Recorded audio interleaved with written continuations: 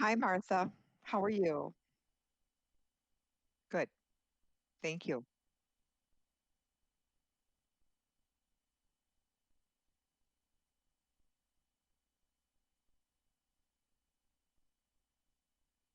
Yes, I have a headset.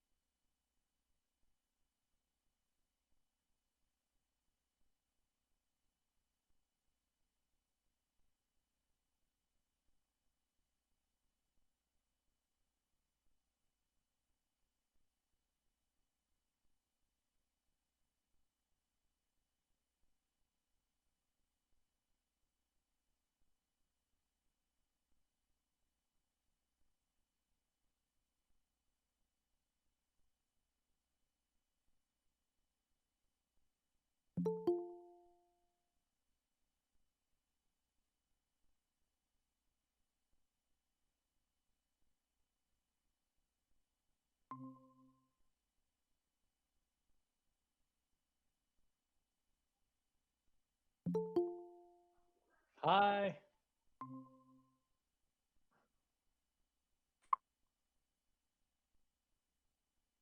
Hello.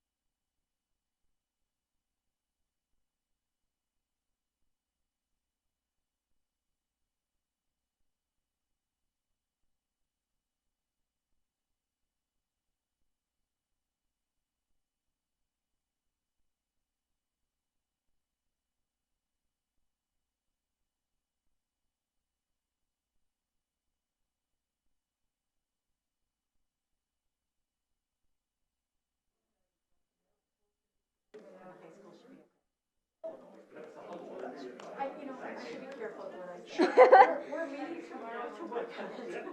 That was a question for the kids. Yeah. We're, I think elementary, we're in good shape.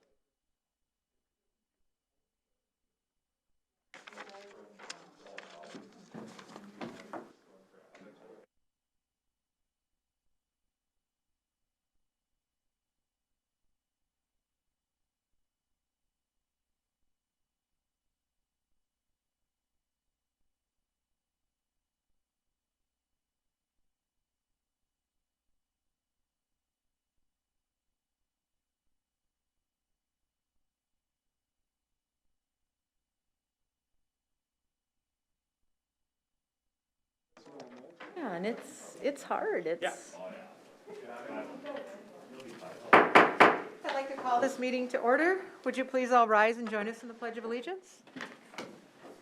I pledge allegiance to the flag of the United States of America and to the republic for which it stands, one nation, under God, indivisible, with liberty and justice for all.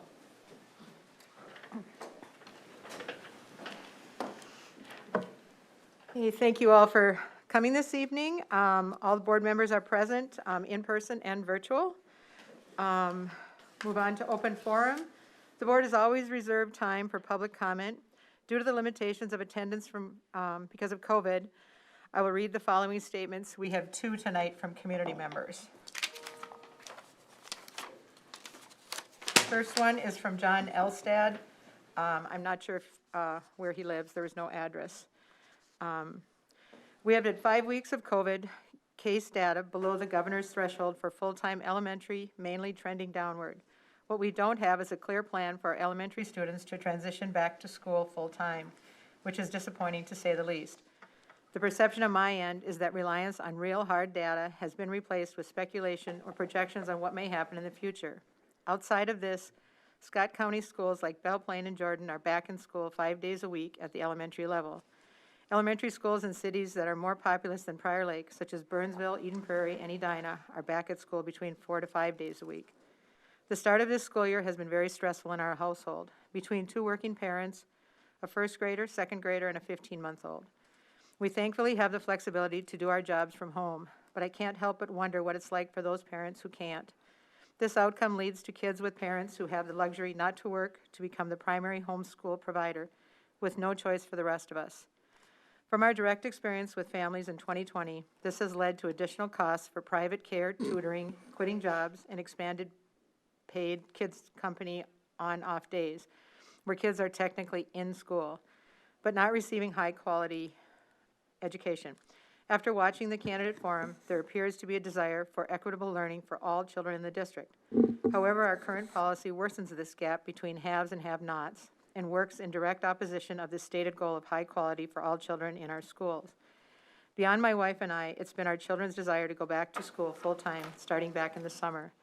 I appreciate that everyone is trying to do their best. The quality of education just isn't there, and in-person school has been the status quo forever. Given the CDC's own data that shows COVID survivability rates for those under 50 at 99.98%, I ask that we move towards full in-person learning much sooner rather than later. My fear is that this has become politically motivated, especially given Jill Biden's speech from Jeffers Pond during a time when school was initially supposed to be in session. Giving a televised speech in our schools about schools reopening while simultaneously delaying the start of school and deciding to start in hybrid learning while also below our own governor's case threshold for full-time elementary makes little to no sense. Just a few years ago, a property tax increases were passed, driven by the message that our kids' educations are paramount. As a taxpayer, I want to ensure that this pledge is followed through upon, and feel that the current situation is a major disservice to our developing children. I will be particularly disappointed if our school board and superintendent's attitudes drastically change based on the potential results of the impending election. John Elstad. Then the next one is from Kelly Hofarth. I believe that's how you say her name. Again, I have no address, so I'm not sure where she lives. Thank you so much for the opportunity to give public comment during our meeting. My question to the board and our administration is why Are we not hearing more specifics about what is discussed during the meetings Ms. Stallo and other and/or other administrators are having with Scott County Public Health? Scott County is hugely spread out. Where are our cases coming from, and are they all from residents or related to large business breakouts and including non-residents? Bloomington had originally separated from the rest of Hennepin County and was going to go hybrid, even with the numbers that the rest of the county was reporting, until the union asked for an emergency meeting and they decided to go full distance. Why aren't we able to see these kind of stats for our district versus the rest of the county? And what is the source of the cases? Are these happenings in any school situation and linked to in-person schooling in any way? Let's see. Everyone I talk to wants to see more data, and the minimal communication about what is being discussed during the weekly meetings is really frustrating for us as parents. Our children's mental health and social emotional learning is being put to the side and not talked about. We are also asking our teachers to create 2 separate lesson plans each day. How is that fair for them? They have families too. And what about our high school students that maybe have 2 hours of work in any given distance learning day? How is this actually effective in building our children up for their future and the future of our community? How is completing homework the same as having a teacher? And what about all the many kids who have moved to the private schools in our area? How is that good for our district? And I haven't seen a breakout in those schools yet, and they have been in session for over a month. I urge the board to push to get our children back in school in a full-time, in-person capacity any way we can. Please think about all of our school-age kids are missing by not having the opportunity to be in school every day, and consider how many parents actually think their children are getting the same level of education as if they were actually in person. I bet you wouldn't even have one parent say they feel hybrid is on par with 100% in person, not because of the teachers, but because of what you're asking of them is not fair. To recap, if the decision is made to not pursue a changed learning model, please communicate more specific statistics and information about the meetings being held each week with Scott County Public Health. We have a right to this information if you are taking away the rights we have for our children to be educated. Thank you for your time. Kelly Horvath. Those are the only 2 that was received this evening from Open Forum. We'll move on to approval of the agenda. However, before I ask for a motion, there's 2 changes on our agenda this evening. The first one is that there will be no closed session at the end of this meeting, so you can remove that from your agenda. And under policy, in the policy section, I would like to add a letter D and move C2 regarding policy 204 to become letter D, which will be an update on policy 204. So with those changes, do I have a motion to approve the agenda? So made. By Jonathan, second? Second. By Mary. Any comments or questions? All those in favor, I'll take a roll call. Mary? Aye. Michael? Aye. Jonathan? Aye. Melissa? Can you hear me now? I can now. Melissa? Okay. No, I'd like to have the candidates for employment Simon. pulled out of the consent agenda so we can discuss those and have a little bit more background. Thank you. I'm sorry, could you repeat that? The candidates for employment under 6C1, I'd like to have that pulled from the consent agenda so we can discuss that a little bit more, get more background.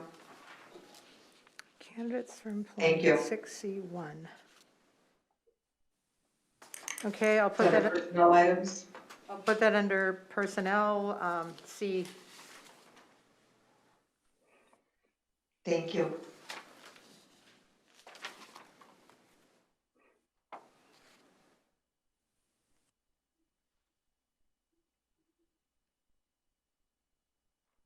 Are there any other comments or questions? Actually, we were in the middle of the vote. Melissa, did you not hear when I was doing a roll call vote? Are we getting good sound here? I could hear you, but when you asked for more comments, you couldn't hear me. Okay. All right. It was a double mute situation, I think. Okay. Enrique, we're in the middle of our vote. Are we voting We're for, voting to approve the agenda with the changes that have been stated. including the ones that Melissa stated? Yes, but I think I need to have to go back then and make sure that you're okay with the motion and the second. Okay. Okay. Yes. Okay, aye. Aye. Stacy? Aye. And I say aye. So that motion carries 7-0. Thank you. Um, All right, on our consent agenda this evening, these are items that are routine in nature and enacted with one motion. Under school district financials, this is information that's always been available to the school board and the public, and they are listed as follows.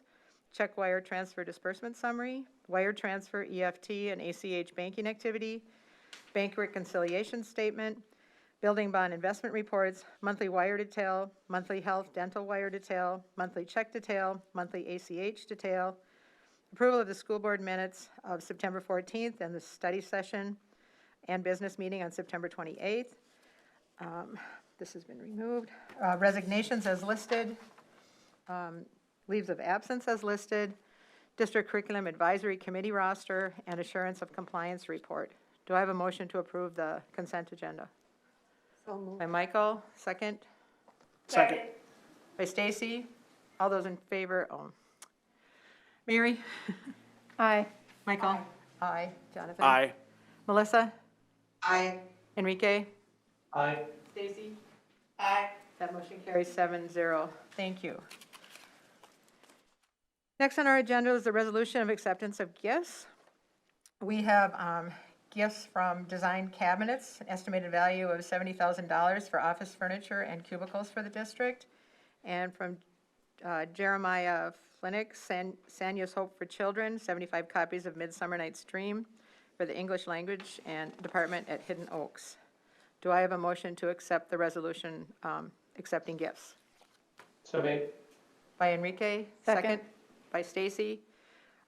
Any other comments or questions? Okay, Mary? Aye. Michael? Aye. Aye. Jonathan? Aye. Melissa? Aye. Enrique? Aye. Stacy? Aye. That motion carries 7-0. Thank you.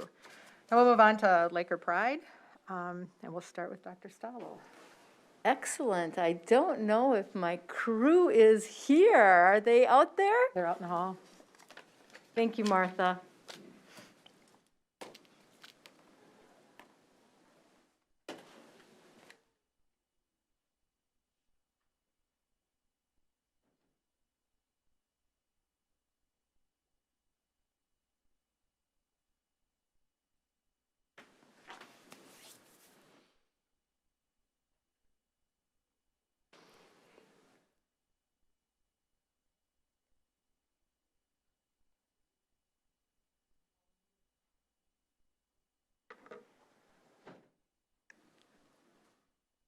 Well, good evening. Why don't you all stand right across the front so that I can recognize you and the cameras can see you?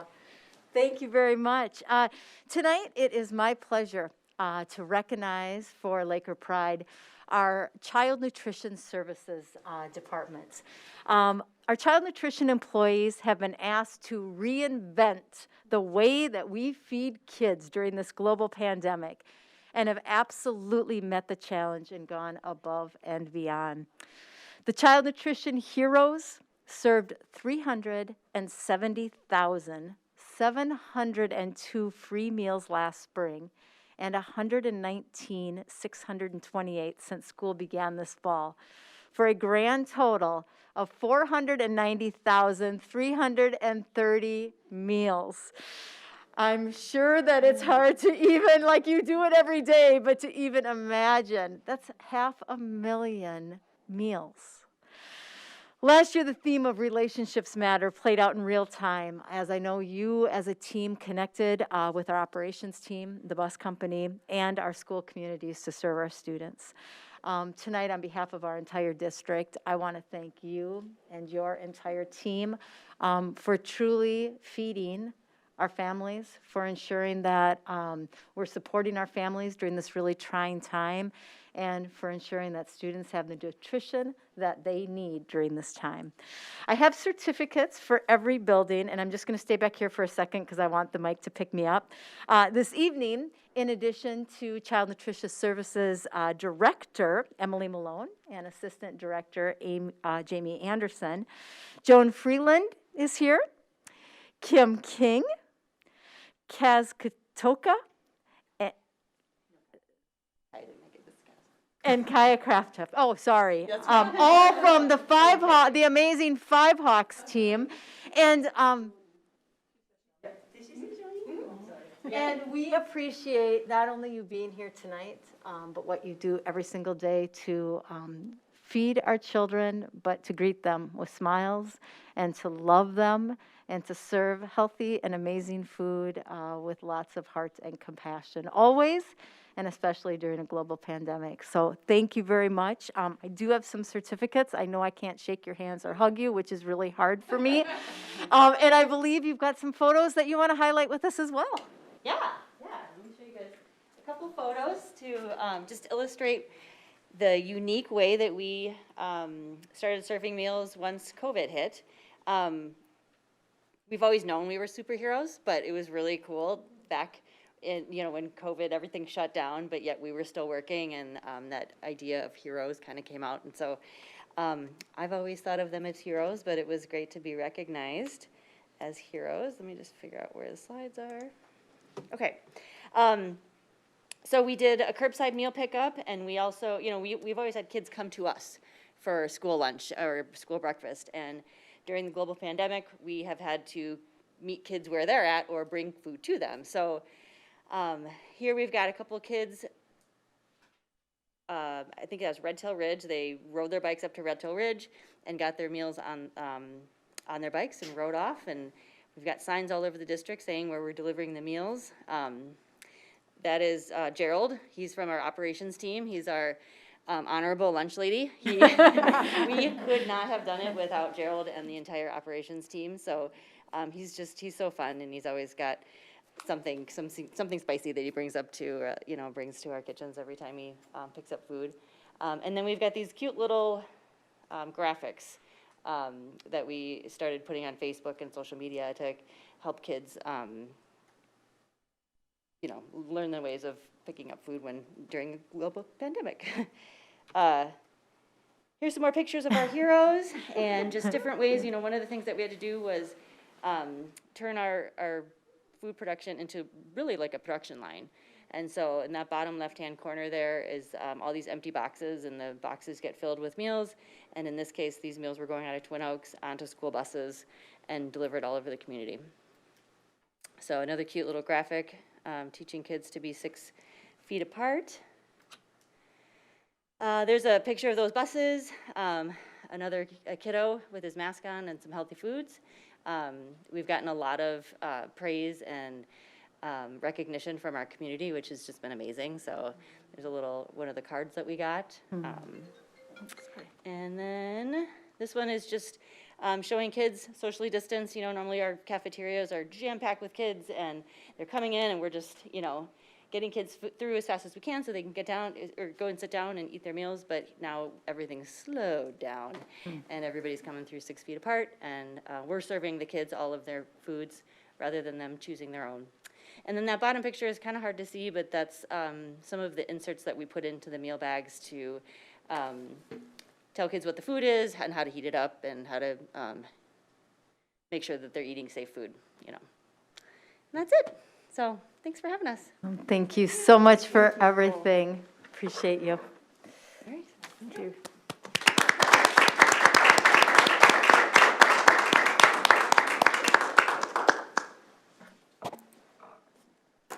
Okay, our next Laker Pride, or Showcase Recognition, I think she kind of fits all three, after the ladies are done talking. Oh, there she is, okay. Every year, the Prior Lake Savage Optimist Club chooses a piece of art that's done by the high school juniors and seniors, and they purchase it and donate it to the school district. And this year, and every year then, it's also displayed in the district, and on non-COVID years, everyone can come and look at it, so it's all in our hallways. It's been going on for a number of years. Jonathan and myself are optimists this year, and so we're presenting this piece of art, and it's called Distance Learning by Kaori Hirano. She's currently a senior at Prior Lake High School, and I'm going to ask Kaori to explain a little bit about her piece of art. Tell us the medium and a little bit about yourself, maybe, and how you came up with this. Sounds great. So I'm Kaori Hirano. I'm a senior at Fair Lake High School, like she said. So this is distance learning. I made it kind of around March, April, when the lockdown process began. And I drew it all in graphite pencil. So it was kind of a way like expressing my frustrations with kind of how we didn't really know what was going on at that time. So the reference photo was me about a year ago, and I felt like it kind of conveyed how I was a little bit confused with how everything was working out.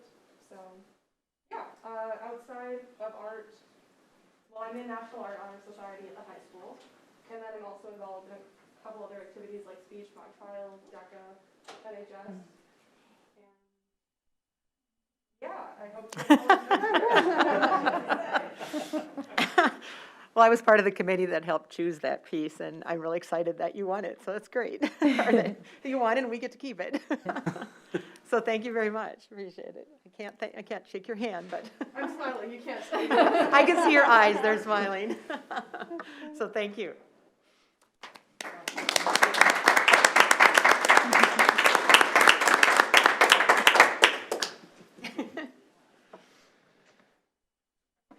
Okay, now we'll move on to personnel items. Jim Corum will start with approval of the new and revised job descriptions.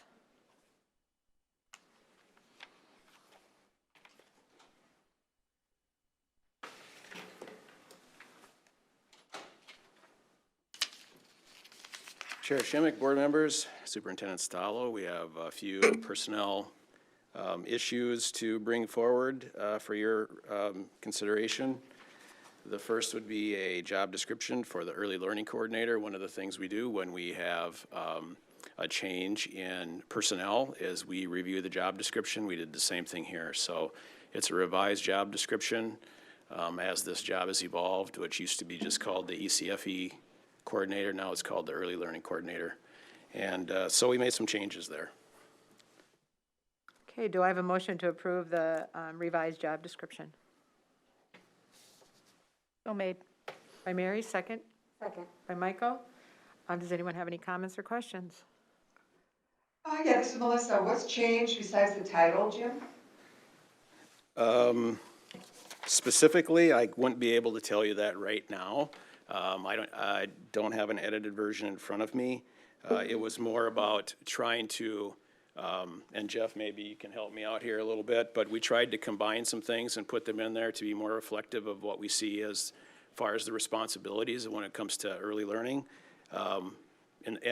Because it's an administrative position, it used to be, when Rebecca started, it was not an administrative position. And since that time, that's been elevated to an administrative position. So if you want more information on that, I can sure get the actual specifics related to that.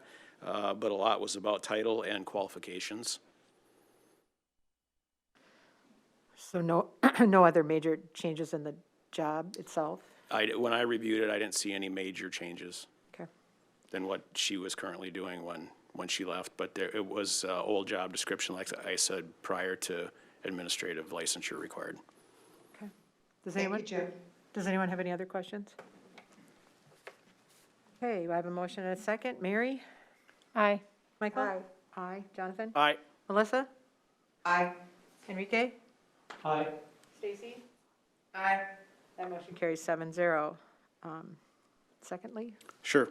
The second one is a bit of a misnomer. It says additional staffing, however, that's not necessarily the case. It's that the job changed. Laola now has a need for more special ed secretary time. They didn't have designated time as much before. And so what we were able to do is there was a reduction at Red Tail for some clerical time, and that person we shifted over to Laola to become the special ed secretary for 1 hour a day. So it was basically a reclassification. It was an additional position, I guess you would say, but we moved someone over there, and it's a zero cost to the district. Okay, do I have Go ahead. do I have a motion to approve the staffing request as described? So made. By Jonathan, second? Second. By Mary? Any comments or questions? Mary? I have a quick question. When you said an hour a day, I was kind of curious about that too. Is that person going to drive over to Lago del Lago and back and forth to Red? How does that work for 1 hour? Yes. Okay.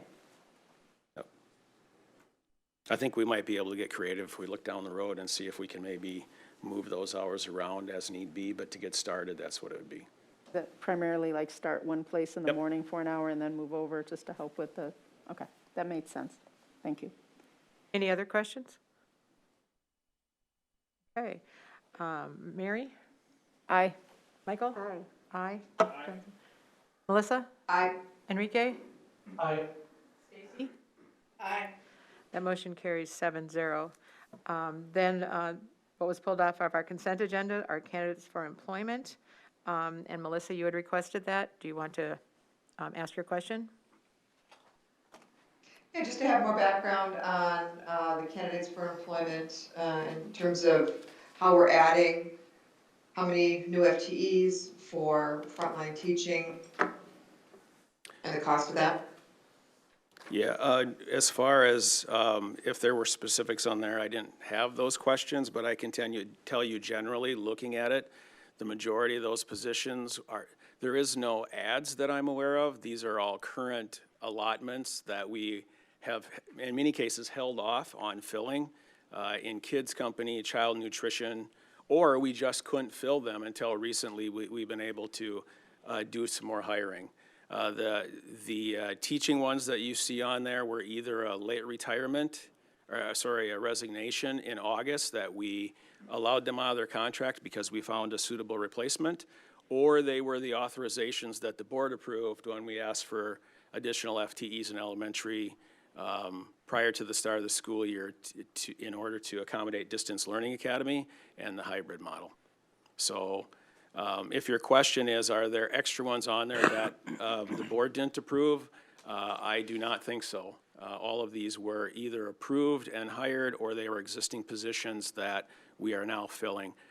Many of the positions in kids company and in child nutrition, they were allotments that we didn't post for, even though they were open positions, because we were concerned about if the dial changed quickly, those hires, we just wouldn't have work for them right away. And now that we've somewhat settled in, we've tried to hire some of them, knowing that no matter what happens, we believe that there would be no reason we wouldn't be able to keep everybody working. So we still have more positions that are there that we haven't filled yet, just as a management tool. And we rely on Kids Company and Emily and her staff in child nutrition to tell us what works for them and what they need in order to make it work. Do I have a motion to approve the candidates for employment? So made. Second by Stacy. Any other questions? Mary? I just want to say, we still have quite a deficit, particularly in certain areas like paras and things like that, right, Jim? We still have, we would be able to hire custodians, paras, Kids Company, child nutrition, just about every area except for licensed staff. Thank you. Yep. Any other questions? Okay, Mary? Aye. Aye. Aye. Jonathan? Aye. Melissa? Nay. Enrique? Aye. Stacy? Aye. That motion carries 6-1. Thanks, Jim. We have no unfinished business, so we'll move on to new business with a construction update. This is a report only, so there's no board action. Good evening, Chair Schimick, School Board Dr. Stallo. I'd like to go through just a quick progress report as reported to the Facility Committee last week. We did add a couple more pictures, updated the PowerPoint a little bit for the benefit of the board.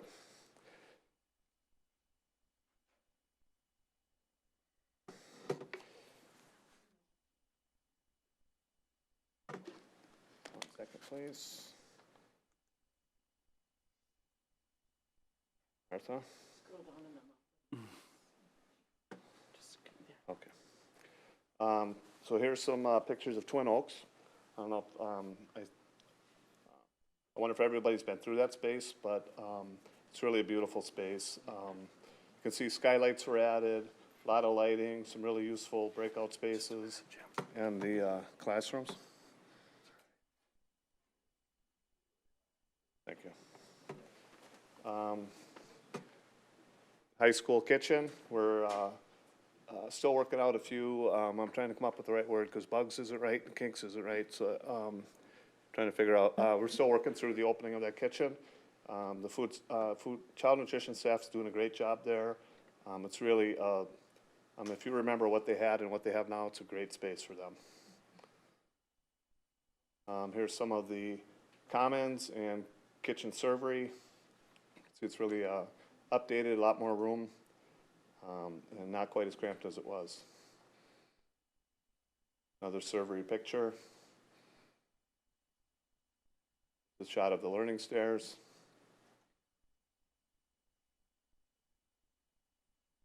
Weight room, activity centers, as you're coming from the main office into the activity center space. Interior of the activity center. Ongoing construction at the high school is Tower D. So it's a science and fine arts wing. It's the last piece of the high school and our construction, and that should open December 18th. Projected to open December 18th. Here's a shot of the new loading dock area. Interior receiving. Hamilton Ridge, this is a great shot. I remember this morning, had several pictures from people. The sky was just beautiful, but Hamilton Ridge really turned out nice. It's a beautiful, beautiful school site. Some interior shots of Hamilton Ridge, learning stairs, hallway from the main office, classrooms, breakout spaces. This is a nice feature at Hamilton Ridge. We have actually, where the children get off the bus, there's a mud room, so they can leave their boots and coats and backpacks behind, so they're not tracking the whole building. It really has worked out well. Playground, worked with Karen on that. That's designed by Karen and her staff, and it's a project for that site. Greenwood, another transformational space, just unbelievable the changes there. It's open, light, airy, really changed. One of the projects that the operations staff took on this year was to repurpose lockers. On your left are the old lockers, the original lockers of that school site. We had an excess of high school lockers, and so we were able to get them in and replaced. We still have some to go yet, but it really turned out nice. So if you remember what the old boilers looked like, at Greenwood, they were monsters. This is our boiler plant now. Greenwood Kitchen, another great update. If you remember their kitchen, it was awfully small too. Cafeteria, and where we load into the lunchroom, there's a hand wash station for kids to wash their hands. Really nice. Extra windows in the cafeteria. We added an exit to the playground from lunch, so it's adjacent to the lunchroom, so that easier for children to get outside before lunch. And that's our photos for this construction update. Have That's any awesome. questions? Did anyone have any questions? Mary? Jim, could you give us a little bit more detail on the high school kitchen? Are we serving from there yet? Or? Yes, we are Okay. serving. Yep. Okay. Yep, Did- we're open and operating. It's, but it's, it's a large kitchen, and there's minor things that we're working through right now. Right. Are we having any issues due to, obviously, the pandemic slowed a lot of shipping of equipment and things like that down? Are we still waiting for anything, or did that all come in now? I think we're in pretty good shape for construction. We do have supply chain issues, though, Okay, but it's not holding up construction. okay. Great. Thank you, Jim. Yep, thank you. Thanks for your hard work, Jim. Thank you, Melissa. Okay, we'll move on to the Ready to Learn plan implementation. Dr. Salo and group, I think. Yes, I have many colleagues with me today, so folks will be coming in and out of this presentation. Thanks, Jeff. As Jeff pulls up the presentation, and really that opening slide that you will see shows the pride and joy in what we do as a district, and reminds us that even in a global pandemic, perhaps with greater urgency during a global pandemic. Our mission is to educate all learners to reach their full potential as contributing and productive members of our ever-changing global community. And while these pictures ground us in our why, and we are so grateful to have students in school, I want to be forthright and remind everyone that this is very difficult, demanding, and challenging work for every single one of our employees. Our staff continue across the district to go beyond the call of duty, and I know they are tired. They're doing things they've never done before. Things are taking 3 times as long because there's so much consideration and extra work that has to be done. And it really is stressful, and I know it is demanding on everyone. I want to share my deep appreciation to our staff who continue to step up and lean into the hard work in order to best serve our students and our families and our community. I know that it's not going to get easier, and I will continue to request from the board, from our community, from our families, and from one another, a spirit of teamwork and the ability to show care, empathy, and support one another. Our staff are truly outstanding individuals, and they are working really, really hard, and we are working really, really hard to support them. So I just want to remind everyone of that. The outcomes for this evening, we'd like to review the Ready to Learn plan and review again some of the indicators about if we were to make a learning model change, what would look like. We also want to talk just a little bit about some of our ongoing adjustments and considerations. And then finally, we want to give an update to you on the learning model change request and the process that we're using to prepare us for second quarter. So first of all, with the Ready to Learn plan, just want to remind you that, you can go to the next slide. Thanks so much, Jim. The guiding principles throughout our entire planning process were that we wanted to ensure that learning environments were safe. We wanted to ensure that students had as much time in school as possible. And then we wanted to plan with flexibility and additional time to support individual learning needs. And while there may be varying perspectives in how those guiding principles are implemented, those are the things that we continue to come back to. Our board approved the Ready to Learn plan as our master plan in all of the learning models, and it also contains planning around each of the topics that you see here. One of our major priorities as a district is to assess and monitor and improve, and you'll hear throughout the evening the many ways that we've already been doing that. We're working hard to listen to our stakeholders and to make changes as we need to, but to also be able to provide stability to our families. We've established indicators around some of our model operations, and then, as I said earlier, we'll talk more about when those changes take place. We also wanted to just remind you of our website and all of the information, including FAQ, and all district emails are all there. So we know that there's a lot of information there, and we also know that families receive a lot of information from their teachers and their principals, but we want to just remind people that the work is archived there. Just a couple updates from our departments. We just had a chance to celebrate our Child Nutritious Services staff, and they wanted to remind everyone that our meals to go pickup times for school meals will continue each Wednesday from 10 o'clock to noon, with the exception of this week, which is MEA break. And also a reminder to parents that if you've ordered meals, please remember to pick up your meals on Wednesday. Next update is from Jim in HR. So some of the indicators that we look at, and I wanted to bring them forward to you, are to look at some trend lines that we look at for the incident command. These are 3 of them.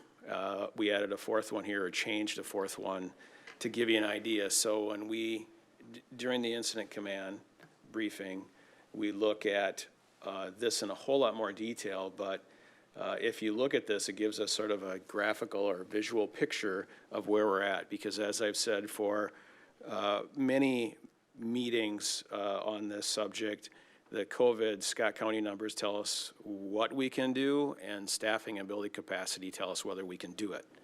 And so from my perspective as the HR guy, that's really what we're focusing on. So we look at the number of leaves or accommodations that are fulfilled, because those people either can't be in the building or they aren't working, one of the two. How many open positions we have, and you can see both of those numbers have continued to go up. As I mentioned earlier to Melissa's question, we opened up a lot of jobs that we were not filling because the need was definitely there. As leaves go up, we can only maintain so long without hiring some of those authorized positions. Some good news last week, initially when we looked at it, as daily staff absences were down. The trend was definitely upward quickly. Last week they went down. However, this week we added a new graphic because what we're really concerned with there is really how many people are in the building, including subs. So the bottom right-hand corner, if you take a look at that one, the blue line is the sub requests and the orange line is the filled requests. And so what you see is, although absences went down, the actual number of unfilled positions from sub requests went up, or they went down as well, but there was a larger gap there, right? So there were 41 unfilled positions 2 weeks ago, and there were 47 unfilled positions last week, even though the absence requests for subs went down. And that tells us then that the principals were working magic in their building last week many times trying to fill open positions any way they could to make that happen as exposures happen and people need to be quarantined and that sort of thing. That's what we're wrestling with. So we're really trying to dial in the numbers to give us a real accurate picture of where we're at and really how many people are available to work. And is that just at home or is that also in the building? So.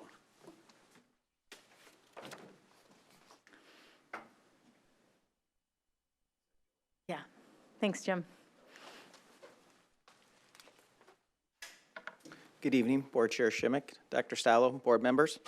What you see before you is the Minnesota decision tree. I know I've shared it with you before, but this has been a very important document that we use for our families, for our staff. We've done a lot of training around this, and I really wanted to point out a couple different things related to this because it actually affects many of the things that Jim just mentioned. As you see there's 3 different rows describing a situation where our staff members and our family each day go ahead and do a daily self-screener. And if someone is displaying symptoms, they need to go to this decision tree and determine what are their next steps.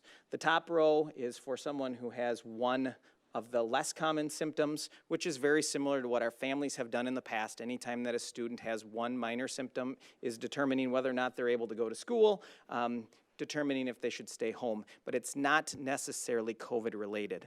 When we get to the middle row is where it gets a little more challenging for families and for our staff, because when we get to that middle row, that's where we start to have situations where an individual has one of the more common symptoms of COVID or 2 of the less common symptoms. And when that happens, that individual needs to stay home. Now, the challenging part is that for anyone related to schools, youth programs, childcare programs, the other members of their family also need to stay home. So, for example, I have a family of 3, and if one of my children was to be in that middle row where they have 2 of the less common symptoms or 1 more common symptom, all 3 of my children would need to stay home. The other challenging thing for our employees is that because we work within that school system, we as employees also would need to stay home. So in the situation I just gave with my child, I would need to stay home as well.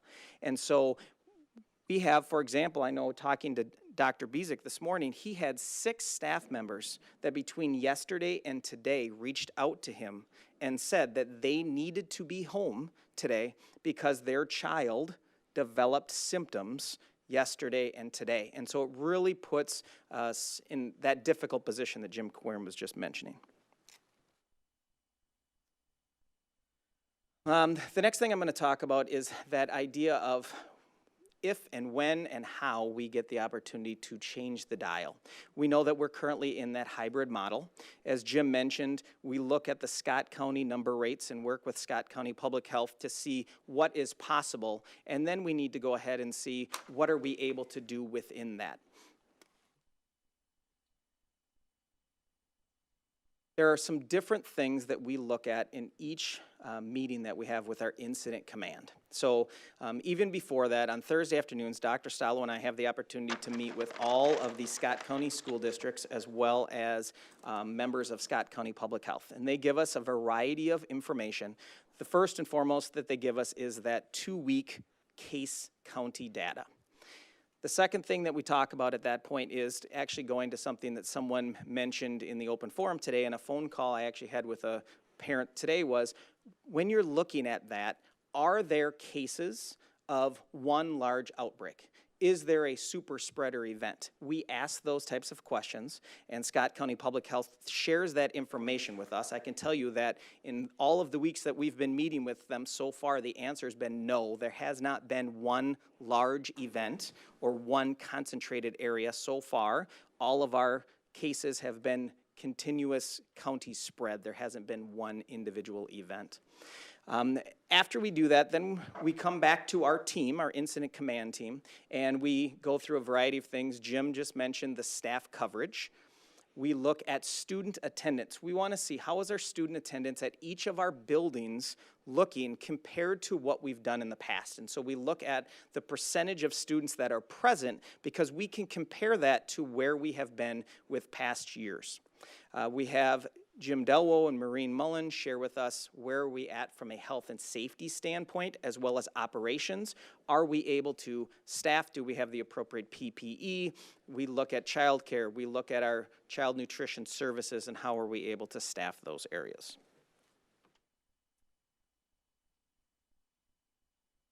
When the time comes, because I'm going to be optimistic because we all want to get there, when the time comes that we are able to change the dial, we know that you as a board have approved our Ready to Learn plan. We know that you have passed the resolution that gave the superintendent the ability to move that dial if and when it is needed to. And so the process that works, as I've already described at the Scott County meeting, I've already described the incident command. We actually work also with our regional support team, where we get public health officials, not just from Scott County, but across the metro area, and they help us look at, are we missing anything? As we explain what we've discussed in our incident command, are there other pieces of information that we need to be thinking about? And they really kind of help us fill in any gaps that we might have. The next is communication. Our goal, our hope would be, depending on the timing, that we would be able to share with you, the board, what that plan is and what the next steps are. But we also understand that there are going to be times which, unfortunately, that time frame doesn't allow for that to happen. At that point, then, we would look at our calendar, see what we need as far as transitional days. Do we need some days built in to help our staff to transition to that in-person learning or transition in the other direction? And then lastly, getting that information out to families and then beginning that new model. This is the parameters of the models that we've described before, and we still are, I'm going to share you in just a minute, we still are in that middle range for hybrid learning for all students. This is the most up-to-date Scott County data that we have. What was released last week, state data on Thursday, is that Scott County, for the week ending September 26th, had a number of 24.83. Now, that was an important date because that signified 2 full weeks of our students being in school. So that was the first full incubation period of COVID that our students had been in the building. And so that put us at a number of 24.83. At that time, and until we get new, more updated data still, but at that time, Scott County has the highest case rate of any county in the entire 7-county metro area. When you look at that, you see there it does slightly dip down at the end. The preliminary numbers that our Scott County public health officials gave us for the week ending October 3rd, and so we will get a more concrete solidified number this week, but the preliminary number they gave us was 21.9. And I say that as an at least 21.9 because the Scott County public health officials remind us it takes about 7 to 10 days for all of the cases to be entered into the system. And so we know the number will not be lower than that. It could potentially be a little bit higher than that. The last thing I wanted to touch on was beginning October 2nd, the Minnesota Department of Health began on their website to release weekly school data. They release the number of cases that there are across the state as far as students and staff who have been dealing with or have been tested positive for COVID. They go ahead and they break it down into, they give a number, a composite number of how many schools have only one case, how many schools have 2 to 4, and then how many schools have 5 or more cases within their building.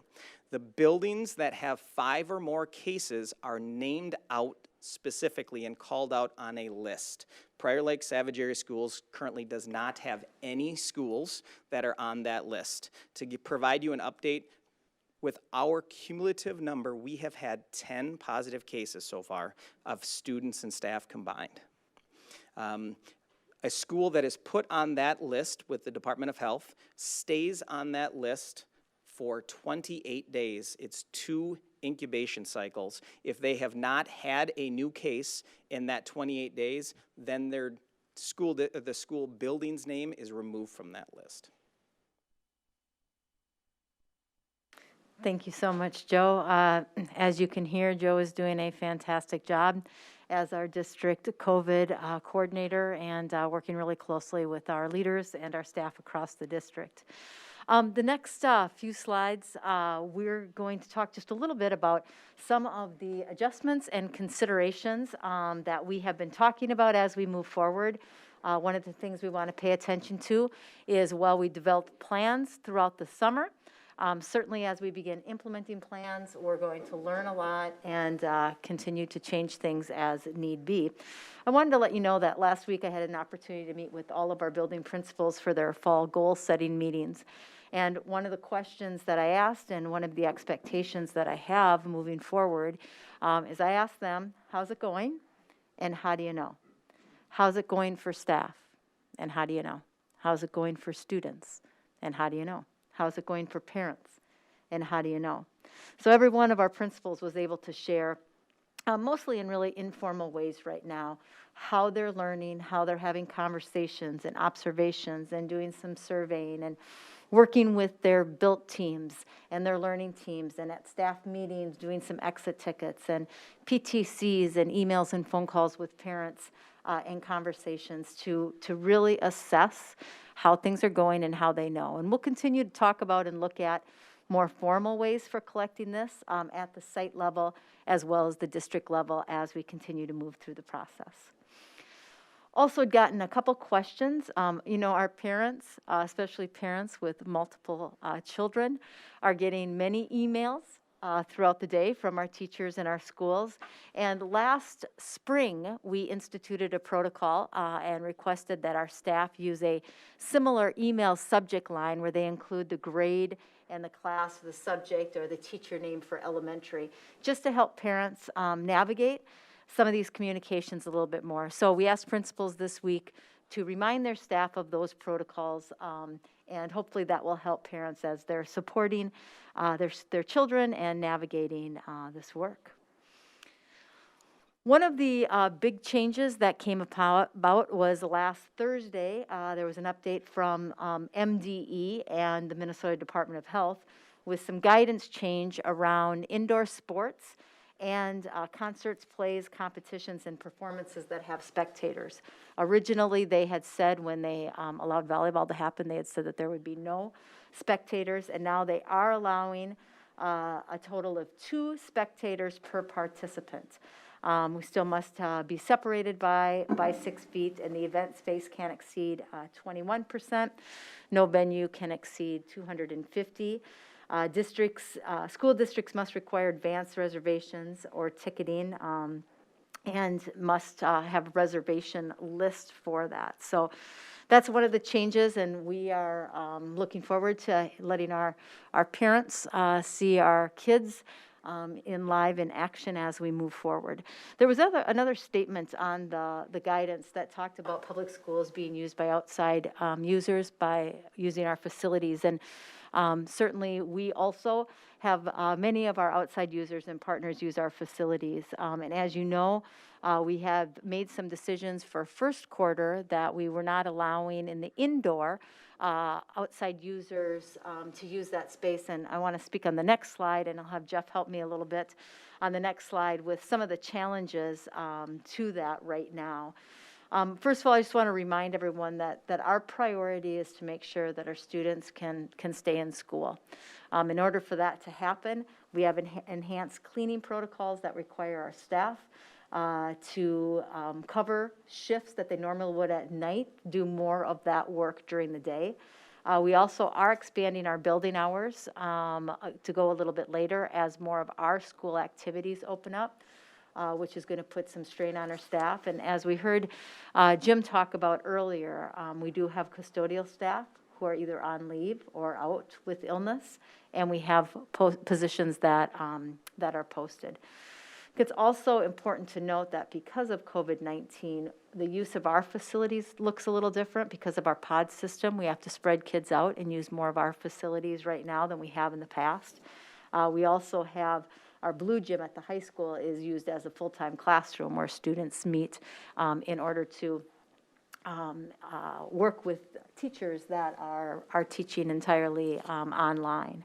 So just wanted to talk with you through some of those challenges. Then I'll ask Jeff to share a little bit more about the process that we're using to continue to determine when and if we can open that space. Thanks, Jeff. So good evening, everyone. Board Chair Shimmick, members of the board, Dr. Stallo. As far as looking at facility use for outside user groups, we have been meeting, as Dr. Stallo mentioned, just looking at certainly capacity relative to students coming into the buildings, and then also expanding that. And that does have an impact on our ability, number one, cleaning and preparing, but also making sure that we have enough space in order for students to learn, and then also relative to comply with all of the guidance from the Department of Education. And so we met last week, just specific to the high school, talking about the State High School League and looking at some of the things that were coming from the high school league, how we would plan, how would we prepare. And it quickly became a larger conversation. I mean, our facilities in the district in the non-COVID times are used 24/7, 365 days of the year. You drive by every elementary school on the weekends, and their basketball is there during, again, not now, but during pre-COVID time. So, it's one of the hallmarks of every community is that there's a lot of community pride in the schools being the center of the community, and community groups using them. And that has been a challenge when we've said no, currently right now, with our goal of, again, keeping kids in school. And then also, and I'll be talking a little bit later in this presentation, around families wanting more days in school for their children, or children coming back to school from DLA and entering into the dial, like we'd mentioned for quarter two. And so with Minnesota State High School League and working through the sports that have been added, that is going to increase the amount of space that we're going to be using and facilities. Requires a lot of planning, preparation. We will be extending the hours in order to accommodate all of those district requests for practices, and that has to be a bit choreographed. That has to be a well thought out effort so that we have coverage in order to clean the spaces, but then also to ensure that athletes, coaches, participants are following all of the guidance that they need to stay safe. We also have to ensure that if someone does come into contact with somebody who's positive, that decision tree, or that decision tree that Mr. Kubushek went over, would also extend then into activities. And certainly with activities, we're beyond A days and B days and DLA students. So there are some complexities to it that as we continue to to navigate this. It's not just we'd love to open up our facilities, but it's not that easy to open it up without some real clear protocols in place. And that our groups have been, our parents and our community and our groups have been patient, but they continue to look around and see other districts opening up, and they continue to ask, where are you at in this process? So we are meeting next Monday on the 21st. Again, this kind of goes hand in hand with what we're talking about with students. But this week, we are going through all those family requests for students coming back into the dial so that we can work through those with the elementary, middle school, and high school level. And then also looking at, relative to our ability, bringing more students in for the educational day, looking at our state high school league sports and how we're going to be conducting practices, and then looking at outside user groups and are we able to accommodate, how are we able to accommodate, and what are those times that we're able to do that. Did I? Yeah, perfect. Thank you very much. And there may be some questions after the presentation, but appreciate that, Jeff. The next adjustment that I'd like to talk a little bit about is the Wednesday flexible instructional days, and I'd like to invite Principal Karen Zielinski up to help me with the elementary piece of this. We started planning the summer for those flex days at the elementary, really looking at how can we support interventions and students who need additional support, as well as we continue to evolve to look at how do we support other students as well. We have had some questions, especially from some parents asking about could we just do a rotating A and B? Obviously, parents look at other models that other districts are doing and asking about, could we rotate Group A 1 week on a Wednesday, Group B on 1 week? So I did ask elementary principals to collect some input from parents and staff about that. And as you might guess, many parents said, yes, we would like that. We would like to see a rotating schedule like that. Staff also, said that, yep, they could understand the value of that model as well. However, they also really wanted a chance to implement all of the things that they had been planning and the schedules and the data use that they had been planning for several weeks. So at this point, the recommendation is that we will stay in the current model around supporting students through student interventions, and we're going to continue to monitor this. We'll continue to work with our built teams and our principals and our staff and parents as we look down the road to see what possible future changes look like. And I've asked Karen just to speak a little bit to what an elementary Wednesday looks like right now with that intervention. Thanks, Karen. Thank you, Dr. Salo. Good evening, all. I will briefly explain to you the Flex Day model. First of all, I want you to know that the teachers and I are completely jazzed about this. When we designed this idea, it was with the intent that we look at our learners carefully using assessments in literacy, in math, in social emotional learning, and in their academic engagement. We know that all learners are different, and some of our kiddos have a harder time engaging from afar with those at-home days than others. So we took all of that information the first couple weeks of the school year, and we sent out invitations to our parents and said, your child met one or more of these criteria, and we invited them in. And so we had an opportunity of a lifetime. In my 30-plus career, I used to say, what if I could get these 8 or 10 kids with me this many extra hours every week? And our dream came true. So we have a chance to look at this first quarter and possibly into second quarter. We've just begun. The teachers have designed these flex days. It's a work of art. They took those 4.5 hours, almost 5 hours, and they have designed their days specifically with the children's needs in mind. They have small groups in math, in reading. They have individually tailored lessons for these kiddos, and they've put it all together. It's taken hours, and it's masterful. We've had 2 days of successful flex days. We continue to monitor and adjust, watching students.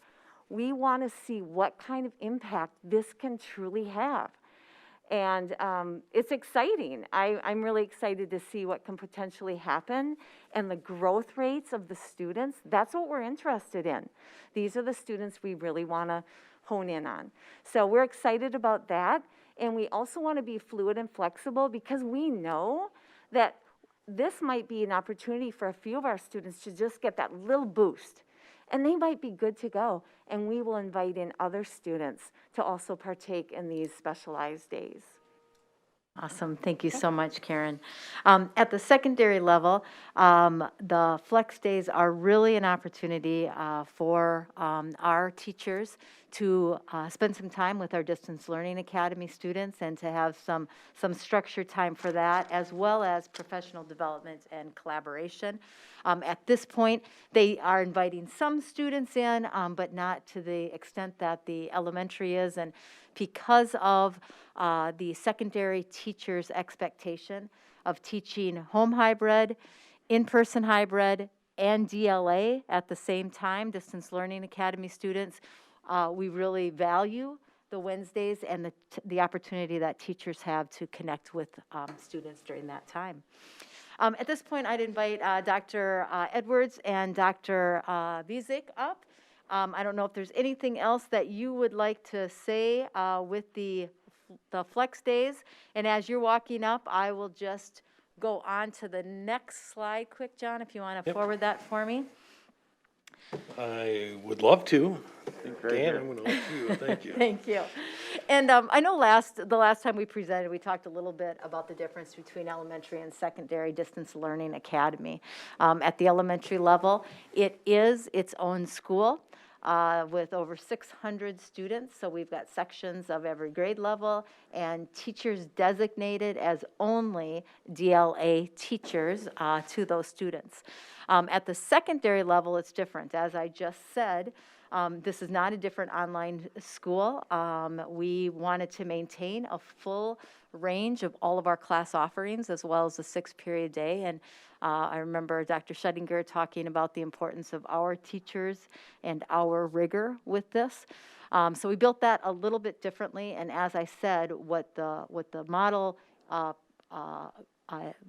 needs then is for our teachers to be working with home hybrid, in-person hybrid, and DLA students at the same time. So I know there's been questions raised about could the secondary look more like the elementary with designated DLA teachers, or would there be any way for my 5th hour English class to be all DLA students? And while we believe that there's definitely some challenges to that, I know that we're going to have some additional looking at that as we go. And I'll let Dr. Bizik and Dr. Edwards share a little bit more, and then I know Mr. Quorum also was in on conversations about working with teachers on this. I know one of the pieces people ask, the secondary schedule is difficult. When you're talking about putting kids in DLA in elementary, I'm not saying that is easy, because it is difficult as well. But if you have 22 kids or 23 kids, you can pull out a teacher and have a section. The secondary kids all have 6 classes, so you can't just pull them out, and they're not all in the same classes. They're in a variety of elective classes. And they want AP courses, they want advanced courses, they want a variety of elective courses. So it just does not work that way. So that's one of the things that we try to tell people and try to explain to people. And one of the flexible pieces about our schedule is that we have had a number of kids have to go on quarantine. And not because they've had the COVID. Luckily, we've been pretty lucky there, but a lot of people have had exposure. So those kids go home in quarantine, but they're able to stay with the same teacher and be able to keep up on the lessons because they can become a DLA kid for 14 days while they're on quarantine.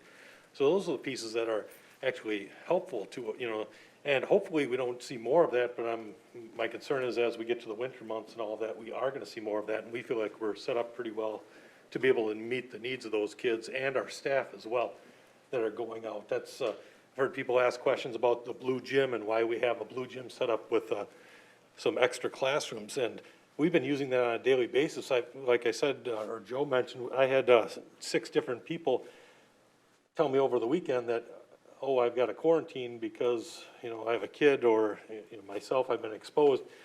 So we're able to shift those classes in there, and the teachers are actually able to teach from home. They're, you know, they're not sick per se, but they have to be in quarantine. So we're able to meet the needs. You know, is it how I'd want it to be if I could wave a magic wand? No, but it is working. And you've seen the stats where I have 29 people with accommodations in my building, and I'm able to run every day. Even with getting calls in the morning that people are out and people are ill and all of those things. So people are working their tails off. They are doing really good things, but it's required a lot of people to do things that they normally wouldn't do. So yes, people are stressed. I'm talking to principals around other districts. They're all in the same boat. None of us, you know, nobody's got the one right answer. Even if you've got a different model, you've got different issues. So we feel we've got a solid model, and we keep listening to people because I get it, there are issues. I get it, I want to try and make it better, and we keep trying to tweak that on a daily and a weekly basis. So, yeah, that's what I got. And I would just echo a lot of what's been said, and certainly we prepared this for that dial.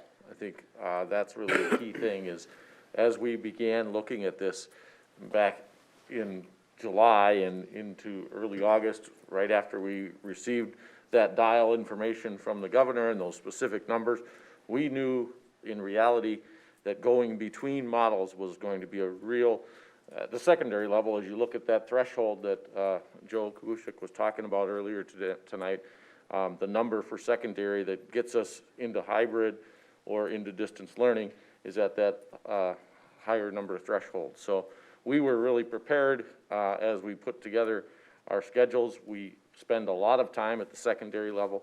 I would say 4 to 8 weeks, frankly, getting ready for a normal school year.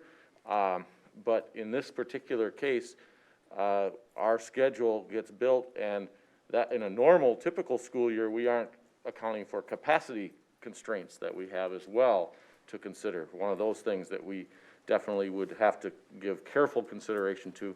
And as we're going to talk about later tonight, as we look to bringing students back, potentially who are currently on distance learning and want to come back in hybrid, that's a very serious consideration we have to look at. So definitely all of those things that Dr. Bezic mentioned, we feel are something that we need to be able to commit to our students, our staff, and create great flexibility in and out, because very much like Dr. Bezic said, we have students who are able to stay with their courses, stay with the same courses that they wanted when they registered back in January and February. They're able to continue to have those courses because of the model that we've adopted, and we would be concerned that some of those limitations would exist. We have a plethora of opportunities at different levels for different learners and different elective offerings that we want to continue to maintain. We're going to the next one. Jim's going to just, I think, add a little bit more, but then, yeah, you've got the next one as well. I think all that flexibility and the ability to change the dial is a really good thing, and it was one of the top priorities when we looked at doing that. One of the things it does do, as Terry mentioned, is it puts a lot on staff. They're doing 3 things at one time, and that concern continues to come up, and we're talking about it. We meet with the bargaining unit on a weekly basis. They have brought it up. We will continue to study at looking at all ways that we might be able to look at that workload issue to tweak things in order to do that. And we'll continue to do that, including looking at things like that whole DLA thing and schedules. That's a tough one, but it's one that we continue to need to look at each of those options as possibilities as a way to relieve some of those additional things and still get a good model that gives students value-added education. So, Thank you. Yeah, John and Dan, you want to take the next slide too, please? All right, perfect. Yeah, we're just a couple of things that we wanted to bring to light tonight. Understand that there have been some questions that have been raised around what it looks like for synchronous opportunities and some of the challenges that we've already spoken about. As Jim just mentioned, having students who are on your class roster that are DLA students, hybrid A students, hybrid B students, which means some are in person and some are at home, all of those nuances. So after a couple of weeks of implementation, frankly, it was a week and a half worth of implementation because of our later start, we prepared and worked with our teachers about how can we be more clear, particularly at the middle school level. As you look at what's here and hear us speak tonight, we definitely want to make sure from a perspective of developmentally appropriate what it is that we're putting in front of our students and how we're monitoring that. So we prepared a communication that went out, as you can see there, on September 25th to clarify for our parents, because obviously parents play an amazing role in supporting our students at home. We recognize that and fully appreciate that. So we put some time and energy into how can we make that an easier task. And so we post our weekly calendars, and we have those weekly calendars front and center on the Schoology page. And I didn't have room here to put a screenshot. I thought of doing so, but just to give an example. But anyways, on the Schoology page, the weekly calendar includes information about the specific Google Meet opportunities that are available for that particular class, specific with the time, and each teacher has a minimum of 10 minutes of synchronous time, and they get to pick at what point it is pertinent for there to be that opportunity during the class period. So it varies. It's not always the first 10 minutes. It's certainly not always the last 10 minutes, but it's very clearly laid out on a weekly plan so that parents can begin. And this came out, this feedback, that first bullet you see about the 3 p.m. on Friday, we got some feedback last year from families during our fourth quarter that if we could have that information prior to Monday morning for our sake of getting together on Sunday night in a family and planning out our week. So that was our goal there. Because obviously we know that the age of our students require a higher level when they're learning at home of support from the adults in the household. So, teachers use that 10 minutes in a variety of ways. It might be introducing the lesson. It might be checking for understanding from the previous day's lesson. It might be engaging in some direct instruction to continue the lessons for the week. Ours is very similar. If you look at you can look at the bullets, I won't read them, but we have the weekly planning guide as well. We talk about laying out expectations for the week and when is there going to be synchronous learning opportunities or lessons. Probably the one piece that where we drifted away than the middle schools did, and we're actually having conversations about looking at, do we need to tighten some things up? We said multiple opportunities throughout the week to have synchronous lessons. We didn't say every day 10 minutes. We said, on average, it should be about that. But I also know in talking to others, when somebody has a set, hey, we're going to do this at the beginning of every hour, that the engagement of that starts to drift too, because kids go, oh, it's just this. And if something's in there and it's, hey, this is important, you got to be there, and it's scheduled in there. But I know I am getting some questions on that, so we just met with our build just this last week about, hey, let's start reflecting on what are we doing, and should we have some more set times on that. So we're having those conversations right now. I believe we're going to pick that up on our staff development day as well to see if that is something that is warranted. So we continue to monitor and adjust. So. Great, thank you. And that's exactly what we wanted to show tonight, is that this will be an evolution all year. And as we hear questions and as our principals and leaders hear questions, they'll continue to monitor and adjust as we go. So thank you very much. I think, Jeff, you are back up here to talk a little bit more about the change request process to end this presentation.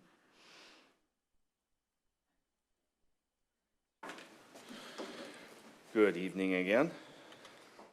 So this is our timeline, and as a board, you have seen that in previous presentations. We committed to parents that we would ask them prior to quarter two to indicate whether they wanted to stay with the dial, move into DLA, or vice versa. If they started the year in the dial to come back, or started the year in DLA to come back into the dial, which would be more into the AB schedule. And so. You see our timeline that we have here, just as a reminder. The timeline, the window to collect that feedback has closed. It closed on Friday. We started to go through the data, and we started meeting with elementary principals today. Secondary principals are starting to look at those requests as well over the next week here, and then ultimately It's figuring out where we have space on the A and B day, as far as the requests coming in and out. Preliminarily, the number of students in DLA wanting to come back into the dial is 503 students. We have 91 students district-wide that want to go from the dial out to DLA. So the net into the dial is 412 students across the district, and distributed relatively evenly between elementary, middle school, and high school, but there are some differences there. We do have some follow-up with some families who, when they filled out the form, it was a bit inconclusive. So we're doing our due diligence to follow up with those families to gauge what their true intentions were. So between the 19th and the 30th, we'll be going through elementary and secondary lists for students, trying to facilitate as many requests as we can, so that we can communicate with parents on November 6th in preparation for the start of the second quarter. While we're looking at you know, there's several parts of this process. You know, the parents requesting is that first part. We've asked principals to go through and update their building capacity, looking at spaces that might be used, unused, looking at how many students are there in A and B.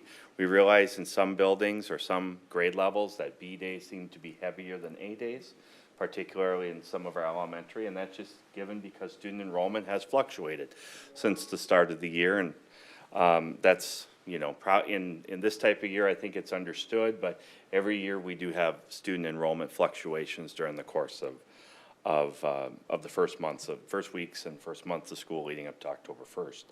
Also to identify additional resource areas in classrooms that could be used for classroom space. The other component we need to look at to match it with is bus capacity. Do we have the capacity on the buses in order to facilitate transportation? If they live in our district and we do have to provide them transportation, we certainly have asked parents to, if they'd be willing to provide transportation, and that's wonderful, but at the end of the day, if parents are not able to do that, we do need to have space for students to provide them transportation to school. And again, looking at the number of days, the ridership on A days and B days. We're also looking at the number of classrooms at each site for kids company. Currently at our elementaries, all of our elementaries have at least 4 classrooms devoted to that Tier 1 childcare and some of the district childcare purposes. And I'm not counting the cafeteria or gym space before and after school. And so looking at the shift, how does that impact childcare? Are we able to use some of those childcare spaces for classroom spaces, you know, depending on the site? And so those are things that we certainly have to look at through this process over the next week and a half to 2 weeks. And so I think to start, you know, our key messages here is, you know, and you've heard this before, we definitely spent a lot of time planning, and I think with planning, everything may look good on paper, it may look a bit not specific on paper, and then you have staff that come back, you have students that come back, you start looking at how your plans come together and how they evolve and how they materialize. And so, again, as we've looked at, you know, you heard Mr. Kubushek talk about 10 students and families, or 10 students and staff, I think it was, that had a positive exposure rate. There's a lot of testament to the positives as a school district by ensuring all of the guidance from the state that we're doing our due diligence and following that guidance, training staff and students about mask usage, how they behave or how they maintain their distance, washing hands, all of those protocols. I mean, it's not one protocol that I think that saves the day, but I think it's using all of those protocols together, and our staff being aware of them, our students being aware of them, in order to minimize and then also navigate, you know, as those issues do come up. And so the things we have to think about too is, as we have more students coming in, we're going to have to look at our protocols as well. So from previous board meetings, you've heard, you know, all those seating charts, who's in the classes, where are they, you know, for contact tracing purposes. Those will all need to be updated. I think too, as we look at, particularly at the secondary level, we do have, and this is probably more normal than elementary, but at quarter and semester break with our quarter classes, we do have students that do change teachers, but we do have to look at staffing across the district, elementary and secondary, to see what those transitions are look like in order to accommodate more students coming into the building. I think I wrapped up those other two in just kind of a broad statement, but I would just also say too, it has been a collective effort, from students to staff to parents, child nutrition. I mean, you've heard that tonight, you've heard that all the way through. I mean, that's the one thing you continue to bring forward, Dr. Stallo, in this Ready to Learn plan, and it's about doing what we can to keep kids in the building, keep them learning, and it's been a tremendous effort. I don't think it's going to get any easier, but also too, I do want to acknowledge that our ability to mitigate any spread or mitigate a lot of those things that maybe some of those other schools or communities are having, we're going to do our best to do what we can to follow that guidance and make sure that we are committed to learning, we can continue to learn and continue to try to balance what our community is asking of us, having more days in school and, and try to work towards user groups. I'll try to wrap that back up into this as well. So with that, I think it's back to you, Dr. Stallo, and the team for any other questions from board members. Yeah, thank you. Are there any questions from board members? Certainly. There, I don't see anybody waving. Jonathan, did you have something? Sure. I have several. I'll try to go quick. Jim, you're talking about tracking absences, both students and staff. Do we have a sense, are those significantly higher than in previous years? I assume it's up, but do we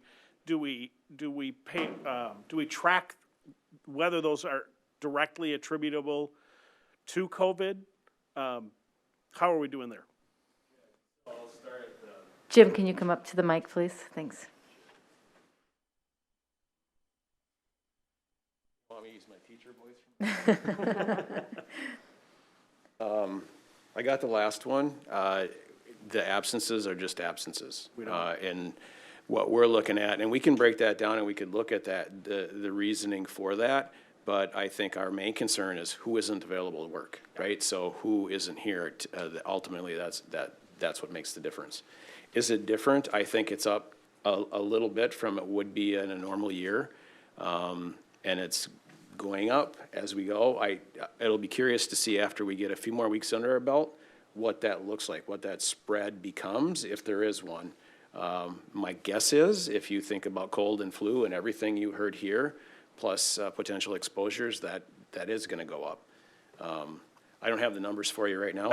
I can sure do that and do that comparison, but relative to last year, I think we're up a little bit. But not right now. remarkably. I don't believe it's significant. Okay. The last 2 weeks, I think I would be interested in looking at that to see how that compares to a regular year, and I haven't done that. Okay, that's a start. Thank you.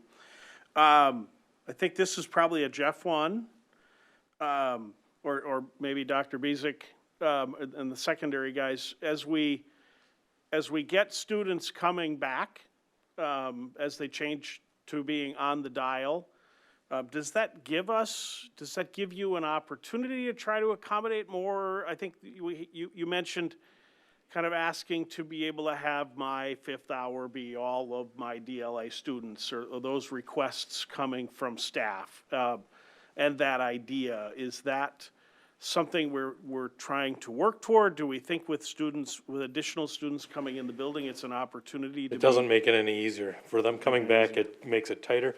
The biggest thing right now for us is trying to balance our A and B sections for trying to keep 16 kids in a classroom so that we can guarantee 6 feet apart. Because if a kid gets sick now and we can say we can guarantee that they've been 6 feet apart, the only kid that has to go home is that kid that was sick. If we can't, and that's the problem, like if you bring the elementary kids back and you have everybody and you don't have the spacing, if one kid gets sick, that whole class goes out. And at the high school, that kid is in 6 classes, so 6 classes go out. And when you're sitting there trying to balance these sections, for me, it says, oh, you're like, oh, I only have about 50 ninth graders. Well, everybody that's coming back, when we were trying to make this balance, my teachers I have 100 teachers. They have 5 classes apiece. So I have 500 sections to look through. And then I have now A and B sections, so I have 1,000 sections to look through. So when Jeff goes, well, just tell me what, I'm picking on Jeff, just tell me what you got for room. I'm like, well, yeah, I will, but let me look through my 1,000 sections of where I could put somebody. When we were trying to balance classes before the start of the year, every kid that we were trying to put in and balance, it was taking about a half an hour to 45 minutes per student to try and get the balances right in those sections. So when people say, hey, can't you just move? Yeah, I wish I could just move kids like that, but it's so difficult. That's part of that plays into it. Yeah, absolutely understand. Okay. We of course are hearing not just from, parents, also staff. It's what our staff is being asked to do is monumental. It is, and what I want to give them permission to do is think about, and I'm going to get in trouble if I say this, but I keep trying to tell them to think about things differently. I've been telling my staff from the beginning, plan like you're teaching in distance with the benefit of having kids there a couple days a week.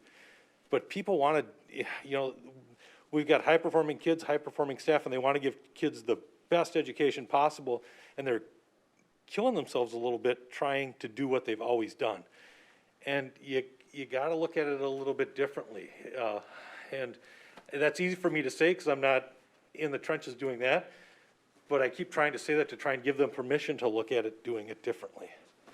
And that's one of the reasons it's going to be so important for professional development and for really that staff-led professional development. I know last Wednesday, during some collaboration time, I saw the professional development sessions that Dr. Bezik's school and our staff promoted and shared with one another. And I think staff continuing to figure out what works well and share those best practices with one another is going to help us along the way. Lastly, I'll keep my questions to a minimum for others, but just know how much we all appreciate all the effort. I think the fact that we have such low numbers and we've had a total of 10 positive cases is also a testament to the fact that the processes and the protocols and all of your work is effective and is working. And I'd also actually give a shout out to the community overall, because I do see, I don't remember the last time I went out and saw somebody not wearing a mask. I mean, and everybody in town contributes to us being able to get the numbers down and be able to get students back. And I think, I really feel like parents are working at it, everybody's working at it, I think we'll get there. The kids have been great in the buildings, and any parent that's come into an event or just come into the building, we haven't had any issues with saying, hey, even if somebody forgets something, they come running, I forget a mask, can I get a mask? Yes, you can. Okay, come. And I want to jump, one of the questions you asked that Jim responded to around the staff attendance, hybrid students, so those that wanted to come to school, I mean, that is amazing how strong our attendance is for those students. Above, speaking for the middle school, above 95% on a daily basis. So to your point, they're doing the right thing, they're taking care of themselves, and they're still coming to school in high numbers, so. Great, thank you. Okay, any other questions? Mary? Yes, first of all, these slides that were presented tonight, they're going to be part of are they part of the board book now because they weren't there over the weekend and last No, week? it said in the board packet that they'd be available at meeting time, and I think Okay. they were posted at about 3 o'clock. Great, because I know the same thing happened last time too. Right, so- because when we have our incident command team meeting on Thursday afternoon, and then we're continuing to work on this on Friday, that might just be what happens with some of these updates. So, Understand. thanks for your grace. So, and Dr. Stahlo, you and I talked a little bit about this ahead of time. We have been hearing a lot from teachers, staff members, parents, but a lot of staff, and we get that what they're doing right now, especially in the secondary, is pretty much teaching 3 classes at a time. The hybrid B that's home, if they're teaching hybrid A, the DLA, and the kids in the classrooms. And we've been doing this for about a month now, and we have about a month before Q2. one of the words that Dr. Bezic mentioned was, reflecting and reflection. Are we giving the teachers enough time to sit down? Is there any time for them to sit down and actually reflect on what has worked and what hasn't worked and try to make adjustments? And I, for one, I don't care how extreme the adjustments are, as long as they work. It just, I'd like to get the feedback directly from the educators also, and have them do that reflection actually. And I know a lot of them have requested that ability to do it, not just piecemeal, but actually as a whole. The most important thing is that we educate every child, student, regardless of what role that they're in. And as it's been stated, I mean, we do have a lot of high-performing educators out there. They are not always, they expect a lot more out of themselves, when they can't do what they were doing before. Now, maybe that reflection will end up in exactly what we're doing right now. But I do think that, we heard this after doing distance learning last year, that a lot of educators, they looked at things a little differently. They saw their students in a different light. But they also had the opportunity to see the students through most of the year, and then they switched to distance. This time they are getting new students, and this is a whole new world. So I was just wondering if someone could address that, and if we're doing that, and just to make, no matter what changes are made, the point is that they feel that they are able to do the best under the circumstances.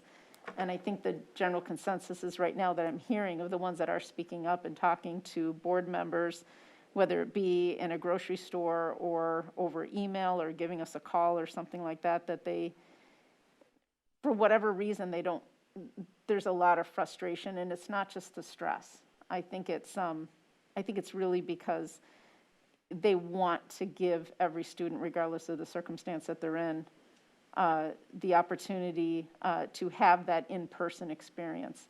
So, and maybe that's not possible, but that reflection time, I think, is pretty important. Karen, would you mind speaking to what you shared with me last week? And as Karen comes up, the Google form that you're looking at, and I don't know if you've implemented that with your staff yet.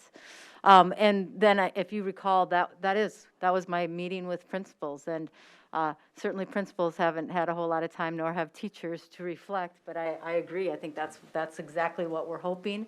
And as we can reflect on our best practices, and like I said, the professional development that Dr. Bezik's staff, or staff-led professional development was really important.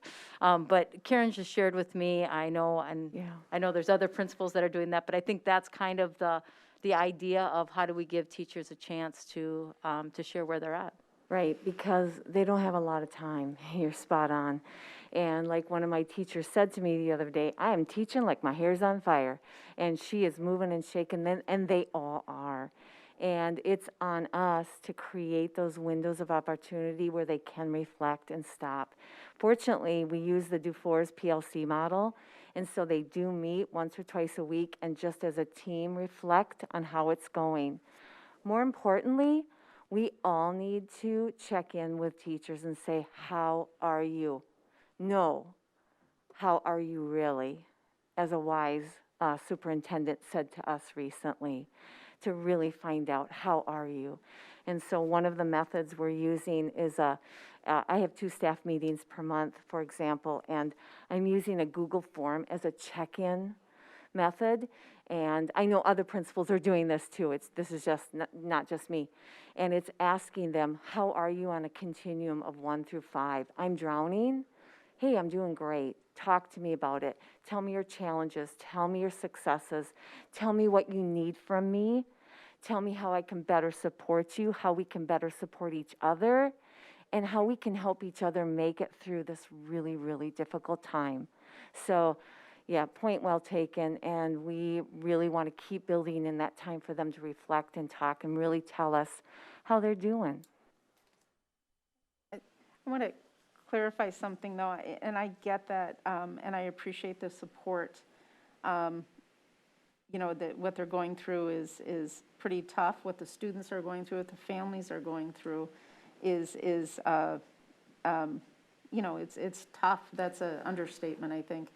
But when we're getting that feedback, or when the administration is getting that feedback, are they able to correlate that feedback in order to make significant changes all at once, instead of, okay, here's how you can handle your class better or this section better? Is there anything that we should be doing as a district to sit down and say, maybe we need to make a monumental shift in this area? Yes, it will be disruptive, but will it be the best for the rest of the year? That sort of thing. And I'm not sure if there's even enough time for the principals and the administration to actually get that feedback and correlate it in that way. And you know, maybe that will be, like I said, disruptive, but if it ends up the best overall in the long run, then we should stomach that disruption. Yep, we're not afraid of doing that. That's what we believe is continuous improvement, and we'll continue to seek input. And as that's what we're all here for, is what's best for kids. And no one around me or any of our staff are afraid to work hard, and we're sure not going to stay in a status quo mode if we believe there's something better. Other questions? I have another question, though. I have two other questions, if I may. You know, one of the things that we kind of addressed with the Wednesday flex time were the students that needed the extra support. Is there any specific plan right now to for all the kids that have IEP and 504 plans, et cetera? I know that that has been a stressful point in these areas, especially since a lot of them are on distance learning. Can someone address how we've continued to grow or handle those specific needs? Yes, so our students who are in specific programs in each of our schools are in session with us all day, 4 days a week. So that's one avenue by which we're addressing that. The other is this: the criteria for the flex days does include options for any students on 504s or IEPs. For example, depending on the number of minutes they need, additional supports with engagement. So we have that opportunity to also invite students in who may be using a 504 or special education. So, yes. Okay. And then my last question is, we got an update in the last study session, I believe, about our materials, our cleaning materials. We had a ton of mass, I believe, in inventory. Is that still the case? Are we doing well? Yes, Mary, I can address Okay. that. So we are keeping an inventory, and we're forecasting when to order more PPE. Do the buses have extra PPE on them? They have the extra masks and cleaner. Great, thank you. Thank you. Does anyone else have any questions? I have Michael? a comment, I don't know if Okay, there's other go ahead. questions. Okay. I just wanted to take a few minutes, first of all, to thank everybody for the time you put into presenting tonight. I couldn't help but think, as all the different pieces were going, of the child's story about the elephant. And there's either blindfolded or blind mice who are going in, and one is feeling the trunk of the elephant, one is feeling the leg of the elephant, and one is feeling the tail. And everybody thinks from their experience that this is what's happening, and I know what I need to do to make this a little bit better. And one of the things I'm learning more and more every day as we go through this is, even as a parent of someone in the district right now, even as a board member, different roles, the information I'm exposed to, there's no way to fully grasp the complexities that everyone is going through. So as a parent, I might say I have these concerns. I'm one of those board members who comes in between meetings and doesn't understand it all and still fires off questions. And thank you for, Dr. Stallo either presents the information or sends me to the person who can. And I'm just learning, by listening to all of you, I have such a greater sense tonight of how complex this all is. Two of you administrators said tonight that both the state and county data tell us what we can do, and it's our internal measures that tell us if we can do it. And I think that bears repeating for anybody listening. That's really critical. There's those state or the county numbers and the state guidance, but if we aren't looking at every piece you presented tonight, then that's how we figure out if we can do what the state has outlined for us. I also want to acknowledge several of you have said how exhausted the staff is. And I just want to take a moment, and I'm sure my fellow board members feel the same, to really thank everybody. We started out with a construction update, and I've been in every building in the school, and it's amazing, and everybody's exhausted from that alone. And then the janitors and the staff who got the buildings ready last minute. The custodians who continue to keep things clean and safe for us, our teachers who are doing above and beyond what we could have never imagined would have been asked of them, our paras, our food service staff. I've been in those kitchens that first week of school, and we learned what was working and what wasn't, and they're figuring it all out. All the way through our administrative team, who has not gotten to catch their breath since the middle of March. Everybody is struggling to stay above water. But what I noticed tonight was that everyone came together on the team and told us what their pieces were, how they impacted the plan, and said it in a positive, steady way. I mean, Karen, when you got up here and just about bounced with joy at the opportunities that are being created that we've never had before for our elementary students, what a change in perspective for me sitting here, who only sees a part of the elephant, right? A part of the picture. To hear the secondary administrative team get up. You know, we talk to a lot of teachers. I have a secondary student. I see it from one point of view, or the teachers speak to us. And then you explain to me a little bit better about how those numbers work. I mean, there are moments you don't even know what words I think to put out next, just because of how complex it is. So I want to thank everybody in our district for coming together and doing this for our students, getting our kids in the buildings to the best of our abilities. We're working towards getting them back even more full. But the lengths to which everybody is going and the collaboration that is needed from every position in the district, including the board, and the parents and the students. I think if we can just remind ourselves that these are exceptional days. And we're gonna come in and we're gonna ask our hard questions, and those of you who are in the trenches are gonna say, okay, let me try and explain this to you again, and I appreciate that patience. The more we can work together on this and move forward, including our community, the better for our students. So that was a rambling way of just saying, we don't know everything you're going through, but we're thinking about you, we're with you, we're proud of you, and we are grateful. And I want to thank you for how you brought us along tonight in such an ordered way so that I can sit back and say, I get it a little bit better. Does anyone else have any other questions? Yeah, this is Melissa. I actually have questions. Stacy? Tab. I'm sorry, Melissa. Stacy waved her hand. Stacy? I just have a couple. As far as, what? I'm sorry. Right, okay.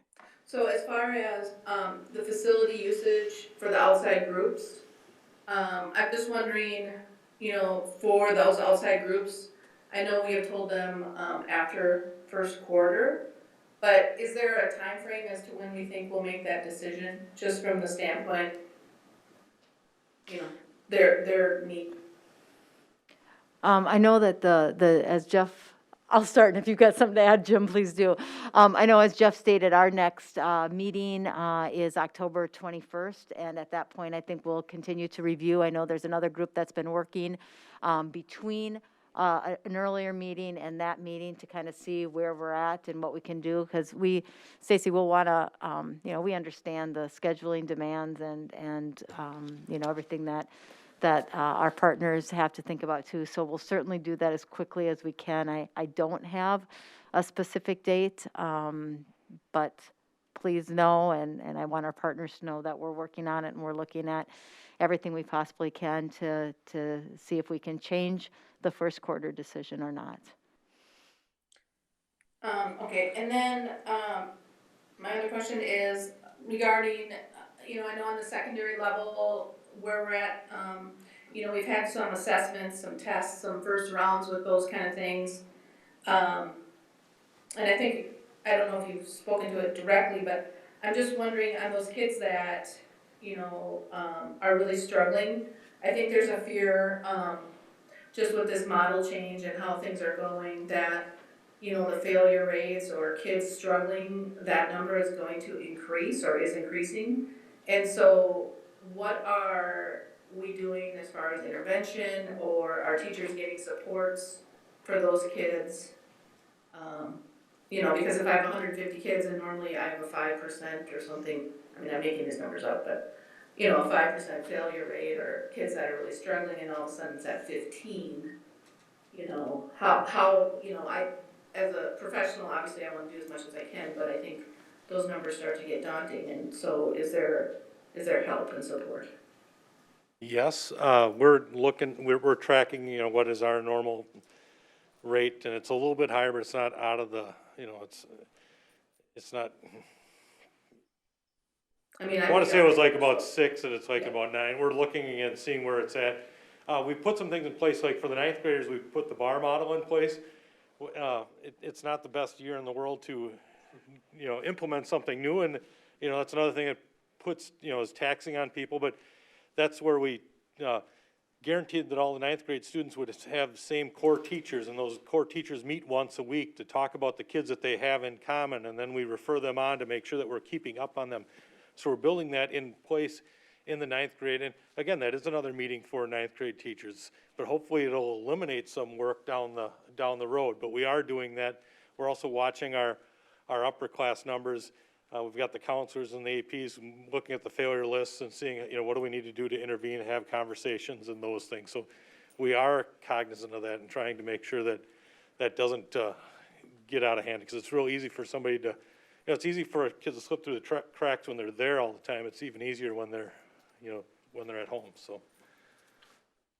And similarly at the middle school level, we bring our teachers together in grade level meetings on a monthly basis, and we already did that at the end of September. And our counselors in interim between those meetings are looking at data regarding failures, missing assignments, that sort of thing, and strategizing who those students are that are struggling in this current model. And we definitely have identified students that we certainly, and frankly, we looked at some of the rates of not completing courses last spring with students who were 6th and 7th graders and 5th graders who struggled in distance learning. So we have information on those students and identifying ways and strategies, and that's one of the things we definitely, in addition, for our teachers focusing on DLA students on flex days, our counselors using that time on flex days to focus and support students who fall into that category. And I will also say it behooves us to be monitoring what we're doing. If we're seeing that kids are struggling that much and staff are struggling that much, maybe we need to modify what it is that we're asking of our students and our staff to do. That's a reflective piece that needs to happen as well. And that's why we have those weekly meetings, those PLC, those learning team meetings where you have those discussions and say, hey, what is it I want kids to do? But, you know, it's that guaranteed and viable curriculum. Yes, it's guaranteed, but it's got to be viable. If you can't get through it yourself, or the kids can't get through it, then we got to dial it back. Because who are we handing these kids off to? And most of the classes we're handing them off to ourselves. So we know where we're at. We can pick up, and we can fill in the pieces that are missing. So again, it's giving ourselves permission to look at things a little bit differently. We got to look at the world that we're in and the situation that we're in, and we got to monitor a little bit and adjust. You know. So. Can I? Okay, thank you. I'll just feedback. I thought the presentation was excellent. Can I ask a real quick question, because Mary, it has to do with what Stacy said? I'd like to hear from the other board members first. Okay. So, I just thought, Melissa? since they were up here. Melissa? Thanks, Lee. So our district command center showed this evening that we have not been on the listing for the Minnesota Department of Health COVID impact list. That was back on slide 17. We discussed that. Is that correct? Correct, yes. Okay. And how many students are reporting COVID in K-5 since the beginning of the school year? Joe's coming up. Joe's coming up.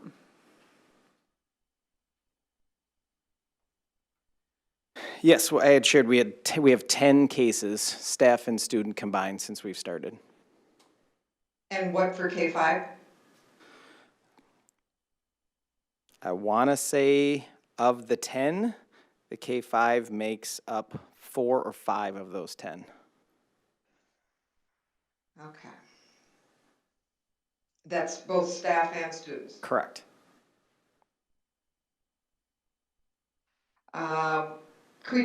Just a quick question. We've seen some emails come into the board and in conversations about full programming. And what I'm understanding about full programming offerings, for instance, band. We had a lot of emails in the last few days about, hey, I signed my student up for band, and now I'm learning that they can only have band for a part of the year. Can we talk to that a little bit, what that means? I mean, obviously, band doesn't work for a part of the year.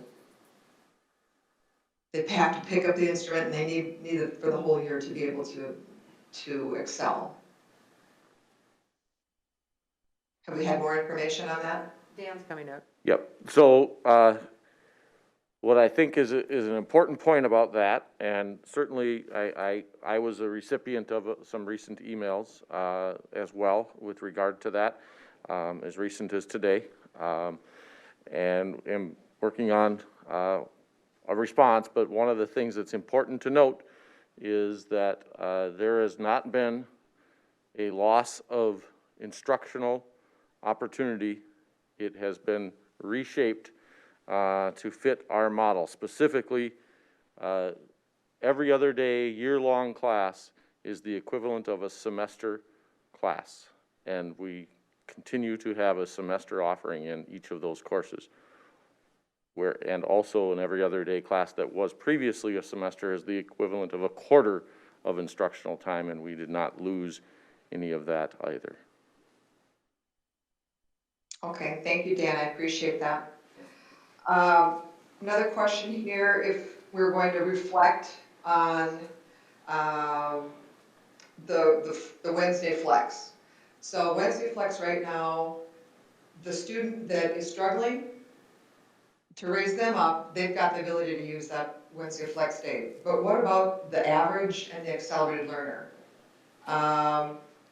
If we think a little bit about the fairness of that those learners are able to take advantage of Wednesday. I mean, if you think about it, I'm hearing from parents that say, hey, my student is average or accelerated, and how equitable is that they can't have access to Wednesday learning in the hybrid model? Can we speak to that? I believe we did speak to that. I believe that we spoke in depth about that was the model that we planned all summer. And when we talked to parents and staff, the administrative recommendation was to, at this point, stay the course and monitor our data. And then we'd continue to take a look at that and make changes along the way as warranted. I guess maybe you didn't understand my question. So if I'm a parent of an average or an accelerated learner, they're not getting the education on Wednesdays. Whereas if I have a student with special needs or a 504 or an IEP, my kid gets to go to school there. So it sounds like a bit of like a race to the middle. Like we're trying to bring these kids up, they get the education time, but these other folks that are also have students in the district, they're not able to get their kid in for that learning. I know on Wednesdays, that secondary learning is, it's still a digital learning day, so it's not a day off for those kids that are average or above average. They're actually, the teacher should be planning in a way that there's a lot, that there's, you know, if you're doing a project, there's time built in for them to be working on that project, a lesson that they could be working on, so it's not a day off. But if they want the student in there on a Wednesday. Oh. Is that an option? Karen, do you have anything you want to add to that?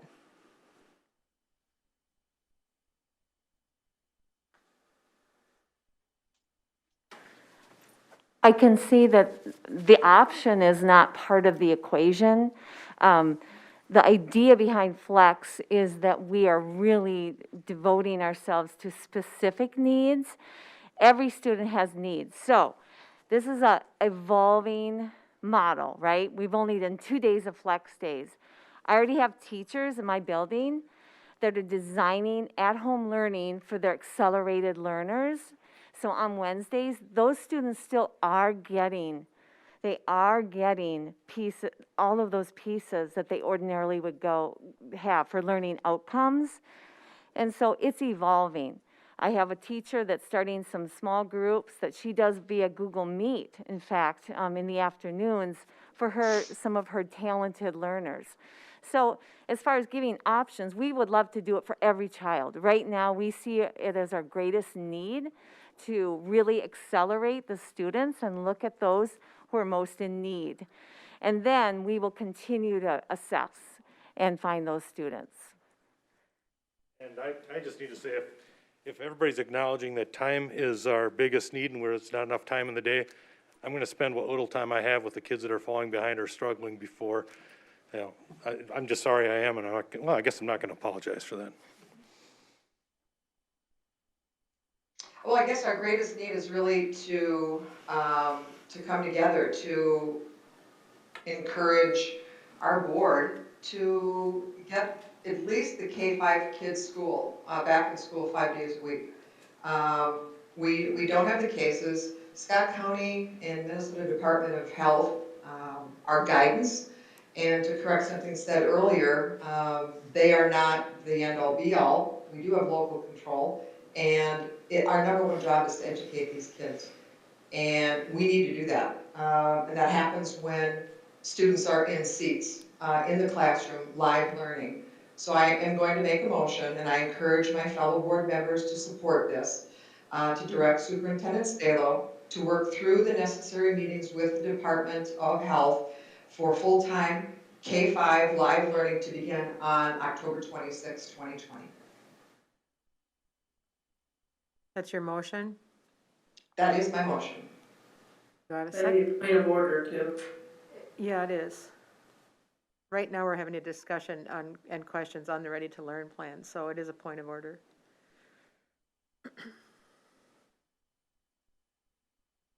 Did you have any other questions? I have no more questions at this time. Enrique, did you have any questions? No, thank you, Lee. I don't have any questions that haven't already been asked. Okay. Thank you. Mary, you had another question? Yeah, first of all, I appreciate Stacy's question on the social, emotional, and the learning needs and everything. And I do appreciate Dr. Bezek speaking up and saying that, you know, he is personally getting involved with the students. But I do want to know, do we have any resources to add to our already limited number of counselors, particularly now? Is there any plan for that at the middle, especially at the middle and the high school level? No. No? Okay. Is there any option to do that? Is there any? We wouldn't have the funding for that, Mary. Okay, that's I look an at the answer. Thank you. Yeah, and again, well, counselors play a significant role in social emotional learning. We've also invested heavily in responsive classroom, in CLR, in Second Step, in BAR at the high school.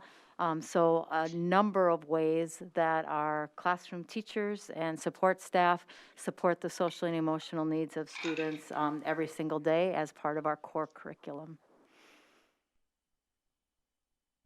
Okay, just a couple comments. I appreciate the explanation of what happens and how this is such a complex situation if one person is exposed or thinks they're exposed, and how it snowballs to the rest of the people they're in contact with or possibly could be in contact with. So I appreciate you're going into more detail with that. And with each meeting, we're hearing more detail of things that are happening in the schools, challenges that you're working on as administrators. And I appreciate all the work that the teachers are doing and all the staff. This isn't easy. Nobody likes it. We all just want it to go away. If I could wave a wand, I'd be the first one to do it. We pretty much hate it. But we have to always keep it in perspective that we're working together and we will get through it. And we're not enemies of each other. We just need to, you know, get on the same page and work through it, and we will. But again, thank you for all the work that's being done, and I do appreciate the presentation tonight. So moving on to the enrollment update with Julie. Excuse me, Lee, I had made a motion. That was a point of order, Melissa.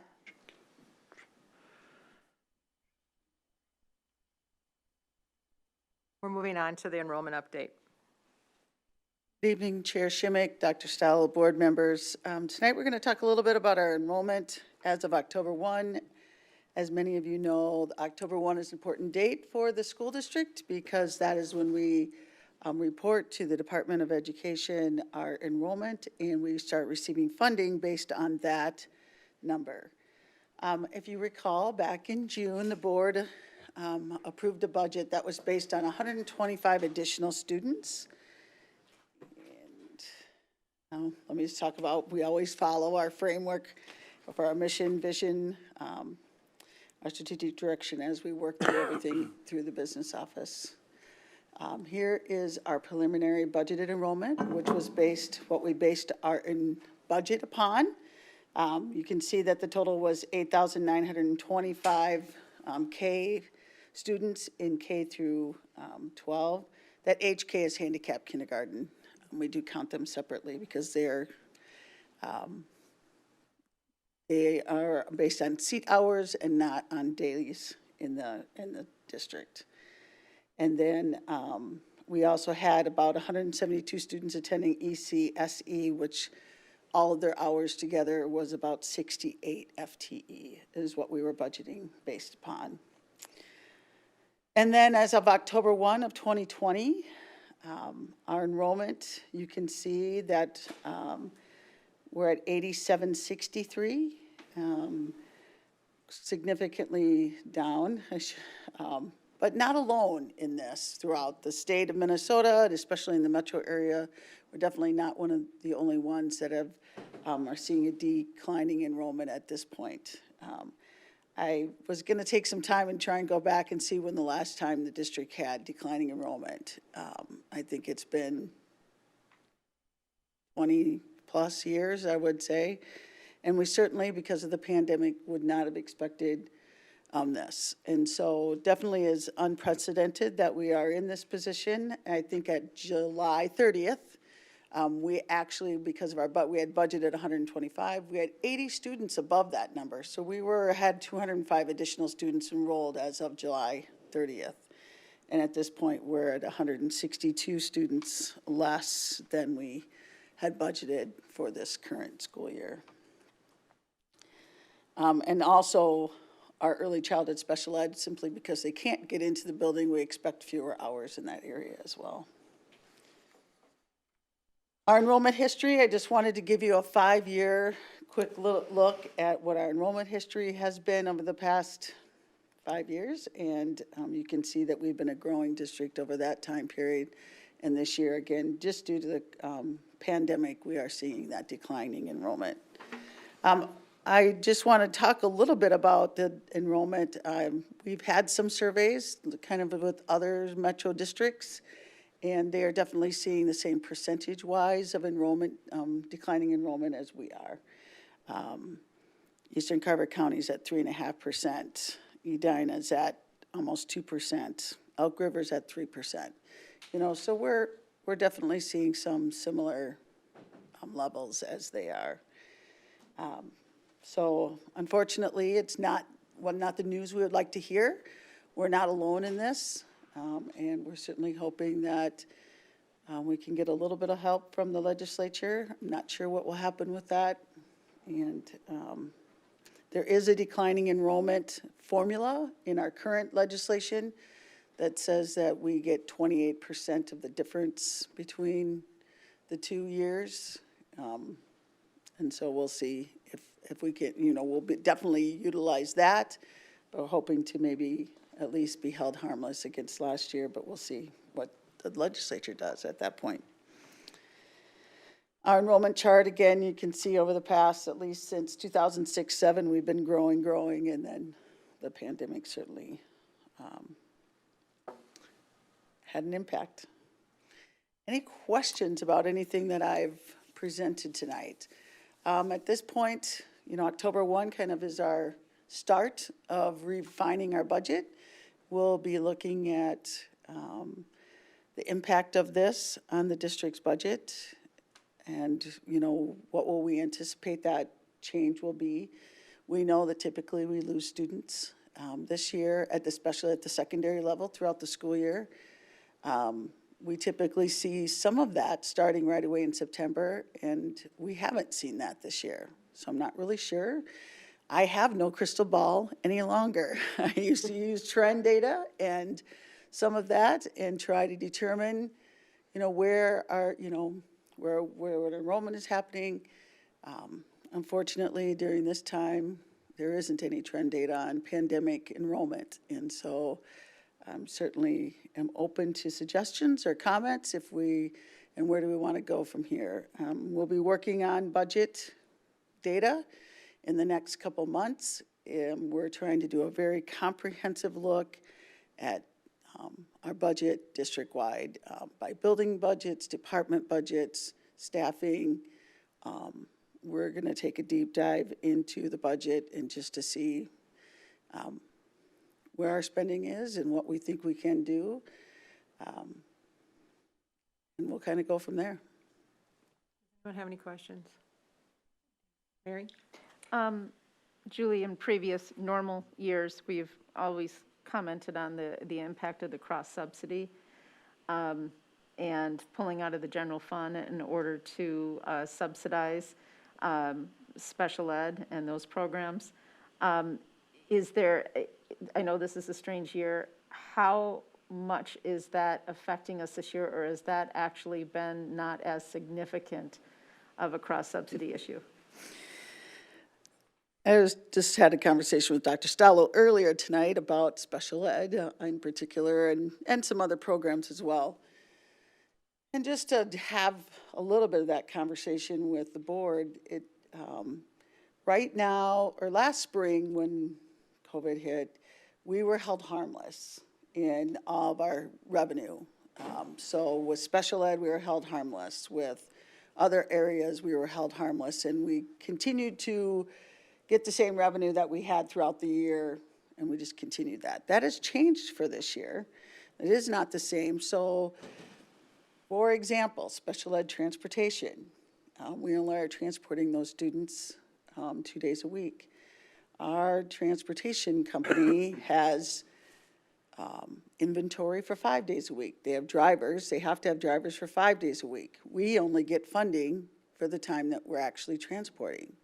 So we definitely have a conflict there where we're not getting the revenue that we need as a district in order to pay what we have paid in the past in order to transport our students. Compensatory revenue, because we're feeding our students for free right now under that summer school programming, we aren't getting the applications that we need for free and reduced lunch. And so that impacts several areas, our title programs. It impacts our compensatory programs. And so I'm predicting a 30% reduction in those programs unless they give us some sort of hold harmless there as well. So there's a lot of areas that as we start to dig into the revenue that we're not receiving just in the number of students that we have, a lot of the things that are happening to help the district are also have impacts down the road that we don't have answers to right now as to how that they're going to help or not help the district. And special ed is one area. I anticipate that cross-subsidy, if they're not going to hold us harmless, will increase dramatically because those expenses will still be with the district without getting any revenue for those. One of the things that was brought up in the MSBA legislative request was to hold harmless to numbers of last year. I don't know if that's going to be financially possible for the state. I'm not sure what your thoughts on that are. Oh, I have a lot of thoughts. You know, if I think of a statewide level, a lot of our students aren't attending public school. So that money isn't being spent at all. So those students that leave us to attend a non-public or a private school somewhere that's not receiving any funding from the state, that money isn't going anywhere. The state's keeping that funding or isn't having to spend that. So is that some funding that they can maybe help us to hold harmless? Because they're not having to spend it twice. If you think about, they're not having to send it anywhere for the private school, you know, can they keep and hold us harmless at the public schools? So we don't have a waiver or anything like that for that. So the property taxes of the people that send their kids to private school go into the general fund at the government level, at the state level, and then get allocated out. So are you saying that if they could use that money to allocate it back into the same districts that lost the students? It'd be one thought that they could. Directly allocated. Directly back, right? allocated. Yeah. You know, that's an option. As we know, the state isn't generating the same kind of tax revenue that they've been able to in the past. Simply, you know, restaurants have been shut down and they're not receiving. And, you know, there's a lot of businesses that are not in their business anymore, or there's a lot, so they've lost a lot of revenue. And so I think they said $4.6 billion at this point that they're anticipating. And so that's a lot of money that they don't have either to give us to school districts. So I don't know what the legislature will do. I'm sure that schools will have a strong voice this year because we're not the only district. It's every district, the majority of districts at least in the metro area. And I'm not sure so much about the outstate, but we're certain in the metro area because we're only not able to, most districts are not able to be in person. Any other questions? This is Melissa. I have a question, if we can just talk about our district. A couple of years ago, I remember asking, do we do exit interviews when a student leaves?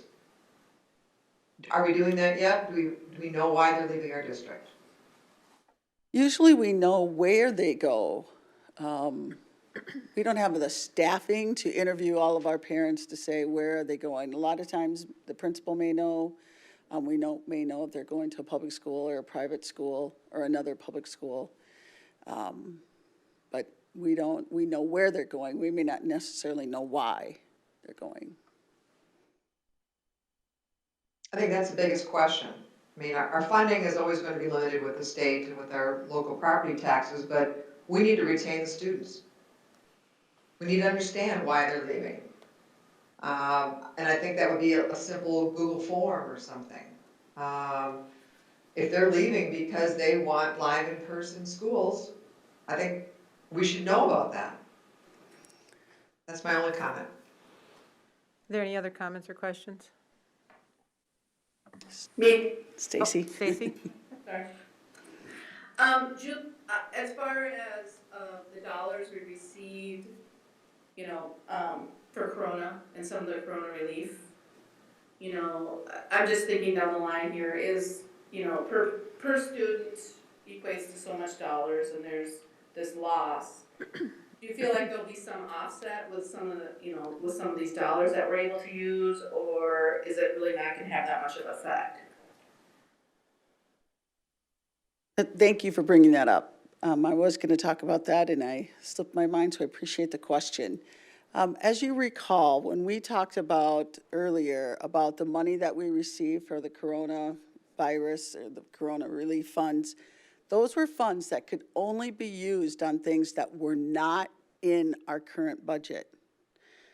So we could not use those for anything that we had for teachers that were already on staff or anything like that. We had to use it for things that were unexpected or that we needed or that would help. You know, there was that operations PPE for our kids company, childcare, those kind, and technology. Those are the big pieces that we could use those for. So we can't supplant. We can supplement, we can't supplant. So thank you for bringing that up, because people would think, well, you're $2 million short because you lost two, you know, possibly could lose 200 plus kids. Can't that just make up for it? And no, it can't. Legally, we have to use that for anything over and above. of which you know that we've used that for technology. We've used it for HVAC. We've used it for PPE and for Distance Learning Academy and having some online ways and cameras and those kinds of things for our classroom, for our kids. And so definitely software that we needed for online learning. So that's where that money has gone. And that's, and for our childcare, it's going there as well. And somewhat for our food service department, for making sure that we have the safety protocols in place there as well. So we can't supplant that. I wish we, even if I wished we could, we still had the needs for all of those other things that we utilized the Corona relief funds for. So those funds, if you recall, only are good, or I should say good, but we have to spend them by December 30th. So by December 30th, we have to have them spent. They have to be listed in our UFARs. They have to be in SERVS, which is a program up at the state. And so those three things have to match. We need time to do that. So in order for that, we need that money actually spent by like December 15th. So we have time to get it in there, enter it all, and make sure that everything matches. If you recall, in the timeline for that, by November 13th, the state's going to ask us, they're going to call or they're going to contact us and say, you haven't spent X amount of your funds. Are you going to be able to spend them all? And then we have to respond, and then we have to make sure they're spent. So, and I believe that we will be able to spend every dime of that and still have some that we could be spending. So that's where that is at. But I just want people, and especially people in the community are listening, we can't use that money to help offset the loss of our students in our regular fund balance. Okay. I think there's no other questions. Thanks for the update, Julie. Appreciate it. Thank you. Move on to setting the school board canvassing date. Are you going to address this? Sure, I'm happy to. Every year, we set a date that we need to canvass for the school board election, and you can see in the agenda that there's some different parameters this year. So really, after the final batch of ballots are run on November 10th, so the absentee results won't be available until after the 10th, and then Scott County needs to print the updated results. So we are recommending that we set a time on November 13th to canvass those votes. And we'll need 4 board members minimum to do that. I'm going to propose an early morning meeting. I don't know how early y'all want to go, 7:30, 8 o'clock? 8 o'clock 8 o'clock's fine. on the 13th? Can I get 4 there? I think so. I have a Yes. Yes. I have a quick question. Now, one of the things about the canvassing and the dates and all that is wholly dependent upon, I believe even though the state of Minnesota has promised they can count the rest of the absentee votes, do we have any backup date in case they do have an issue and can't get the final numbers out? I mean, there is a lot of concern. I'm not too worried about the election commission at the state, but I am involved in some of the security of that, so I'm not feeling myself comfortable we won't need a backup date. Well, right now, as it's stated, we're required to canvass by November 13th. If they don't come through on their end, I would believe they'd have to make some changes for us. Okay. So we could look at a different date then, or as it gets closer to that time. I'm just wondering if we have a contingency plan, because the counting is. Well, I'm hesitant to set a date of the next day or the next day or the next day. No, without us I get knowing. that. So- I just don't know. And I if- don't know how yeah. long they'd let us go. Uh-huh. So I guess I would go with the 13th, and we'll have to watch to see if we get information, Martha, from the state as to if there's going to be some kind of a change, if they want more time, things like that. So I would be comfortable with setting the date of the 13th right now, and if something changes at their level, I would expect they'd allow us a longer period of time. They will, I just didn't know, given people's schedules, if we wanted to set another contingency date, that's all. Okay. It sounds like I could get at least 4 people here on November 13th at 8 a.m. So we'll go with that for now.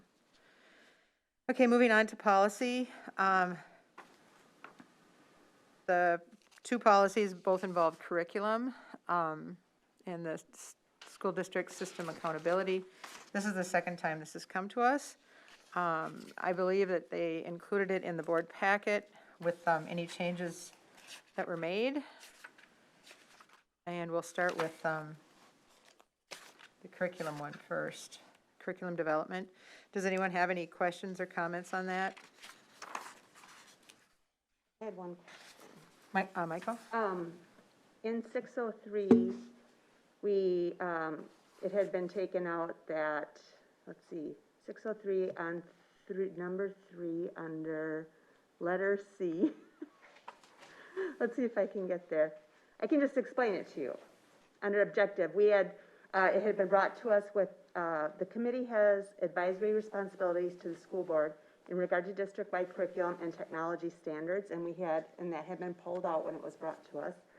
And in the comparable policy, 616, that wording, that similar wording was left in there towards the end of the policy, under objective, under 616. The committee has the advisory responsibilities to the school board in regard to district-wide curriculum and technology standards. I'm just wondering if for consistency, they should either both be redacted or left in. Just got it. Thanks. Thank you. Yep. Okay. Any other questions on 606? 603, I'm sorry.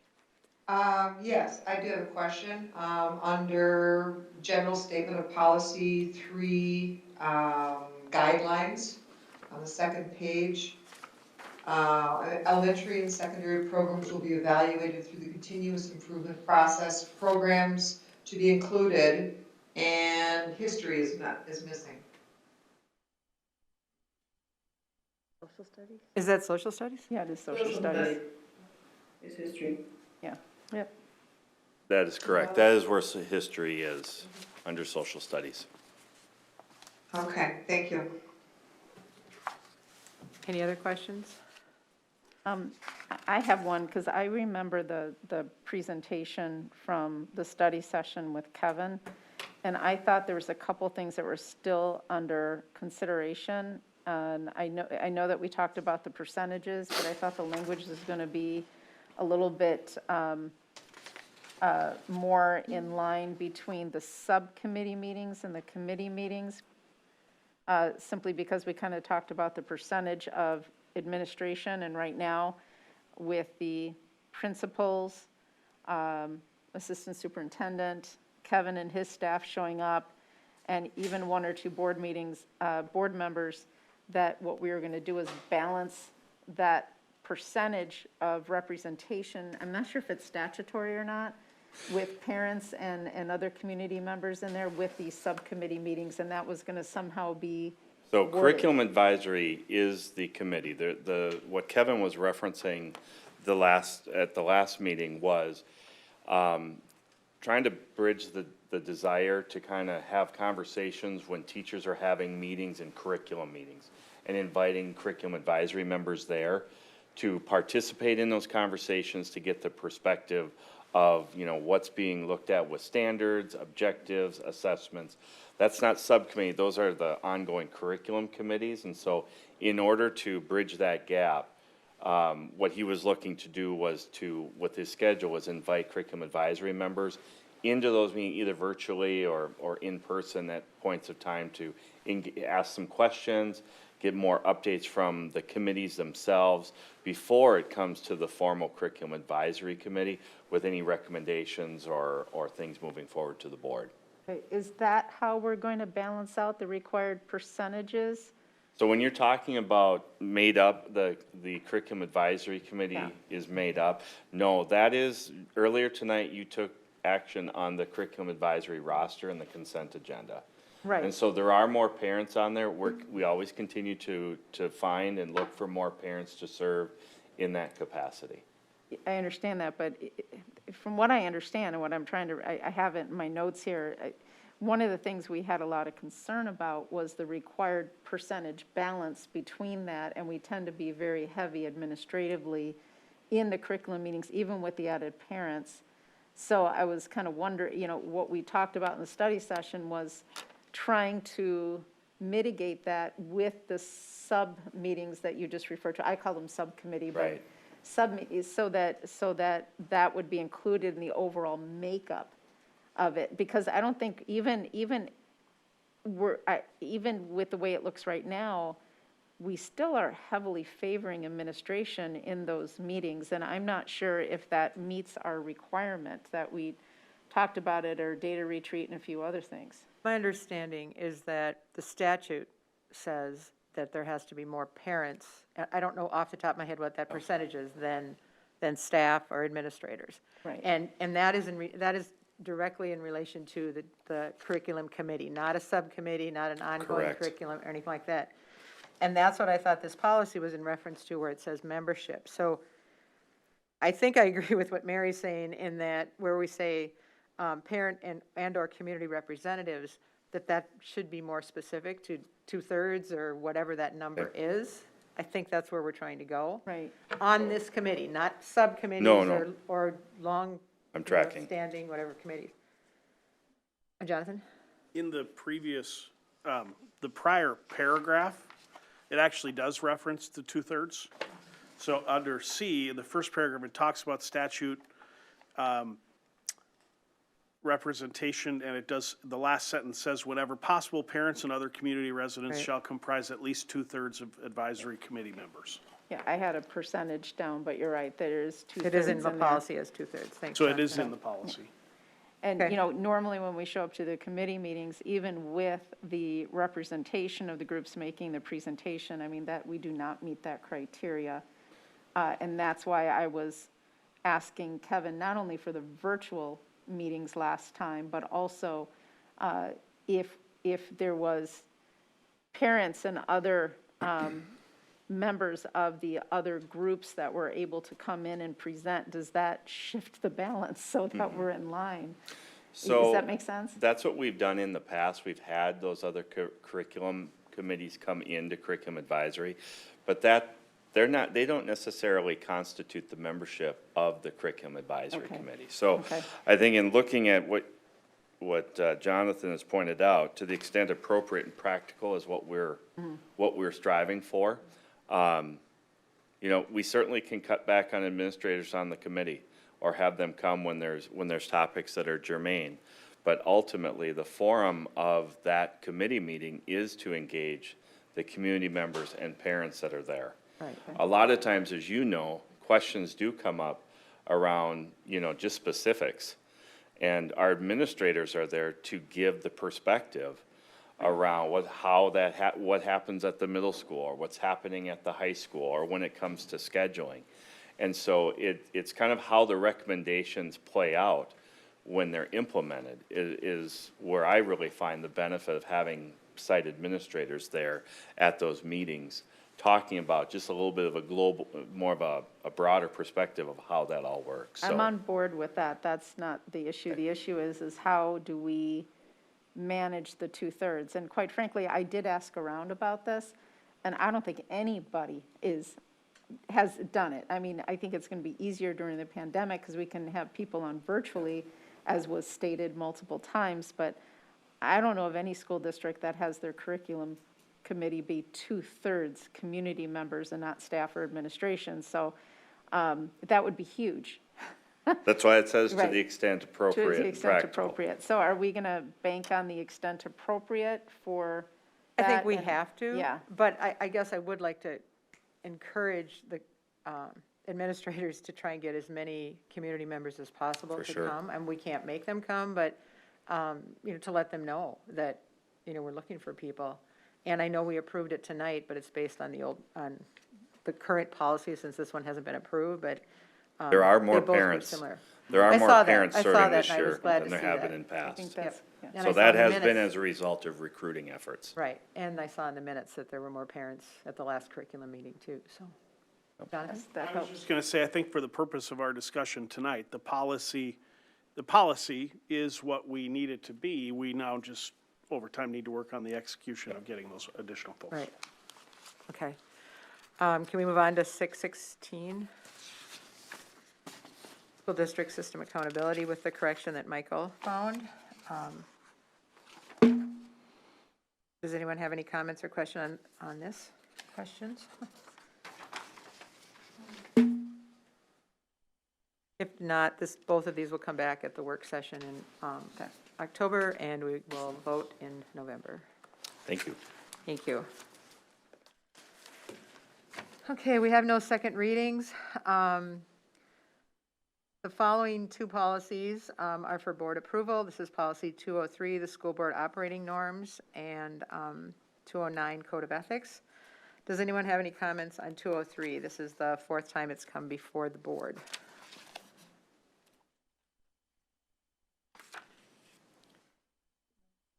So you made the changes last time per our discussion in the study session, and they're still the Yep. same, right? There's Yep, no nothing's change. changed since the last time it Okay. came, or since we made the changes the Right. last time, I should say.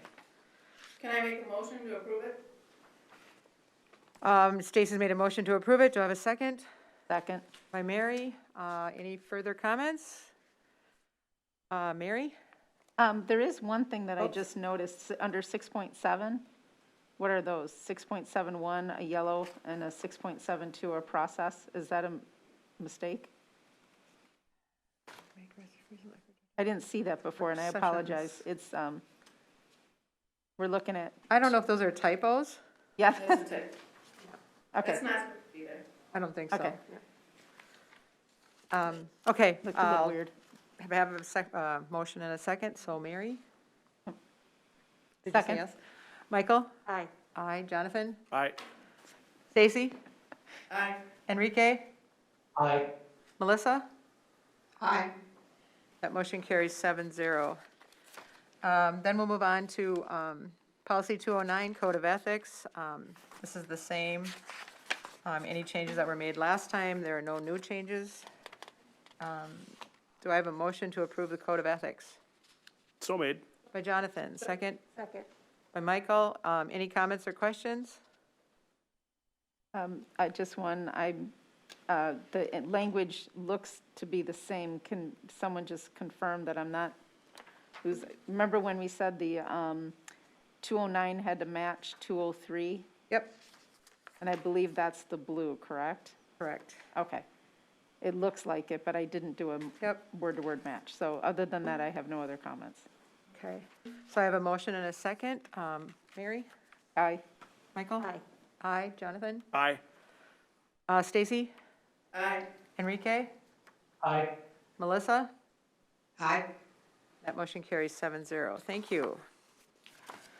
Now we'll move on to letter D that was added tonight or changed. Policy 204, board member violation of policy. I'm looking for an update, and I'm going to call on Stacy to maybe explain where you're at in your committee work with the subcommittee for this policy. Well, we met last week, and I think we just wanted to come forward, and just talk a little bit about, like, the framework in which we're doing and make sure that we're on, the same path that people agreed upon. And feel free, Enrique and Mary, to chime in, but, we had some consensus around, the multiple steps, having more steps than the original 4. So we kind of used some of those sample policies, and went through and had 6 to, I think maybe even ended up to be 7 steps, something like that. And then we talked also about having complaints being written, so there was consensus on that.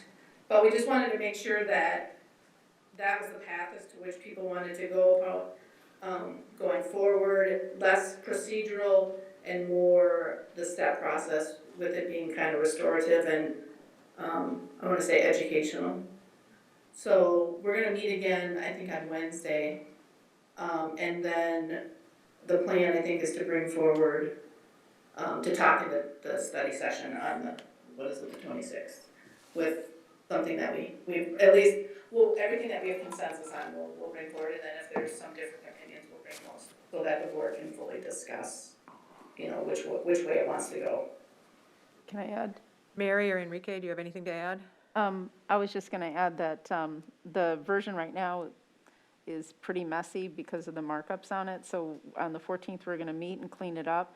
And then our goal was also to get it to the board earlier than just when the packet goes out for the study session, so everyone has more time to review it. And it's not a surprise, that sort of thing. And then discuss it at the next study session. Okay. Enrique, did you have anything to add? Excellent summaries on both parts. Yeah, it was a great collaborative effort, and we think that this group will have a nice polished policy to move forward with that, as Stacy already mentioned, that is intended to be more restorative and bring about corrective action for that board member, not so much admonition. So just kind of providing that overall general context of making sure that we are bringing that board member back into the fold with the hope that we don't ever have to use it. Okay, right. And it doesn't get used much. So to summarize, the goal for the subcommittee is to meet again, to reach consensus on the policy, or at least parts of the policy that you feel you're comfortable with. And then you'll bring it forward to the work session where we can actually discuss it further, with the intention that we will approve it on November 9th. So that was just an update. I wanted you to all to know that, you know, they're still working on it, and we're going to move forward so that we can move on to educating kids. Administrative reports. Dr. Stallo. I don't have any further reports this evening. Thank you. Administrative reports. They're all shaking their head no. Okay, board reports. Jonathan, do you have anything to report? Nothing additional. Michael? Yes, I do want to update the board on the work of the Engagement and Legislative Committee. We are working on a draft of a board resolution to address our commitment to safe, equitable, and inclusive schools. And what we're going to do after our initial draft here is to reach out to our parents, community members, staff, and students of color, get their insights and perspectives and feedback.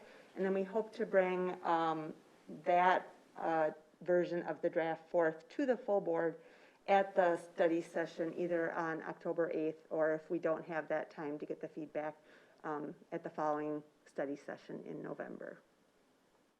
Okay, October Mary? October 8th is already passed, so.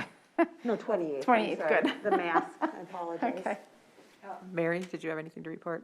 No, but I do want to make a statement, and that's that I'm very happy that the financial numbers are now being produced as of March of 2019 in the board packets. So, and they're available to the public and available to all board members. And they always have been. No, they have not been. They didn't I appear beg until to that. differ with you, Mary. We can talk about that later, but those numbers have always been available to the public, and they're always available to board members at any time. That's been the case since I've been on the board in 17 years. That hasn't changed. So we can discuss that separately if you want. But I have disagree with the you. data, the meeting minutes, and everything like that of the work that took place. And furthermore, the comment that was made was not only misleading, it was also unnecessary in the beginning. I'm sorry, what? The comment that was made when we went over the consent agenda. I'm stating a fact. I'm sorry, if you want to discuss this offline, I will, but I'm not going to have a discussion with you further about whether the finances have been present and made available to the public or the board, because they always have been. So I'm not going to have that argument with you any further. Do you have any other comments to make on another topic? If you don't want to discuss it in public, no, then but I have the information to back that up. And I have contrary information to that, so we can have that discussion privately. Stacy, do you have anything to add? No. Enrique? Nope, nothing to add. Thank you. Melissa? No. Okay, I was at the FLIRT meeting this past week. We got a good summary of what's been going on with the building in the district. We also had discussion on the upcoming football game on Friday night and all the logistics of that and the challenges with it. I think Russ Reitz has a good plan. He's had a lot of help in getting that organized, but I think that'll be going well. It sounds like he's got the changes made from volleyball as well, which he had a plan, and then it was changed by the high school league on short notice. So we discussed a little bit of that. And then I just wanted to say that I appreciate receiving the minutes from the subcommittees of the board, from facilities, curriculum, and community engagement. It's helpful to keep the board updated in that regard. So to those that are sending them, thank you. Future events. Abby? Oh, I'm sorry, Abby. I have no even here to ask you. So we've had a lot going on at the high school. I mean, apart from what you guys are all discussing.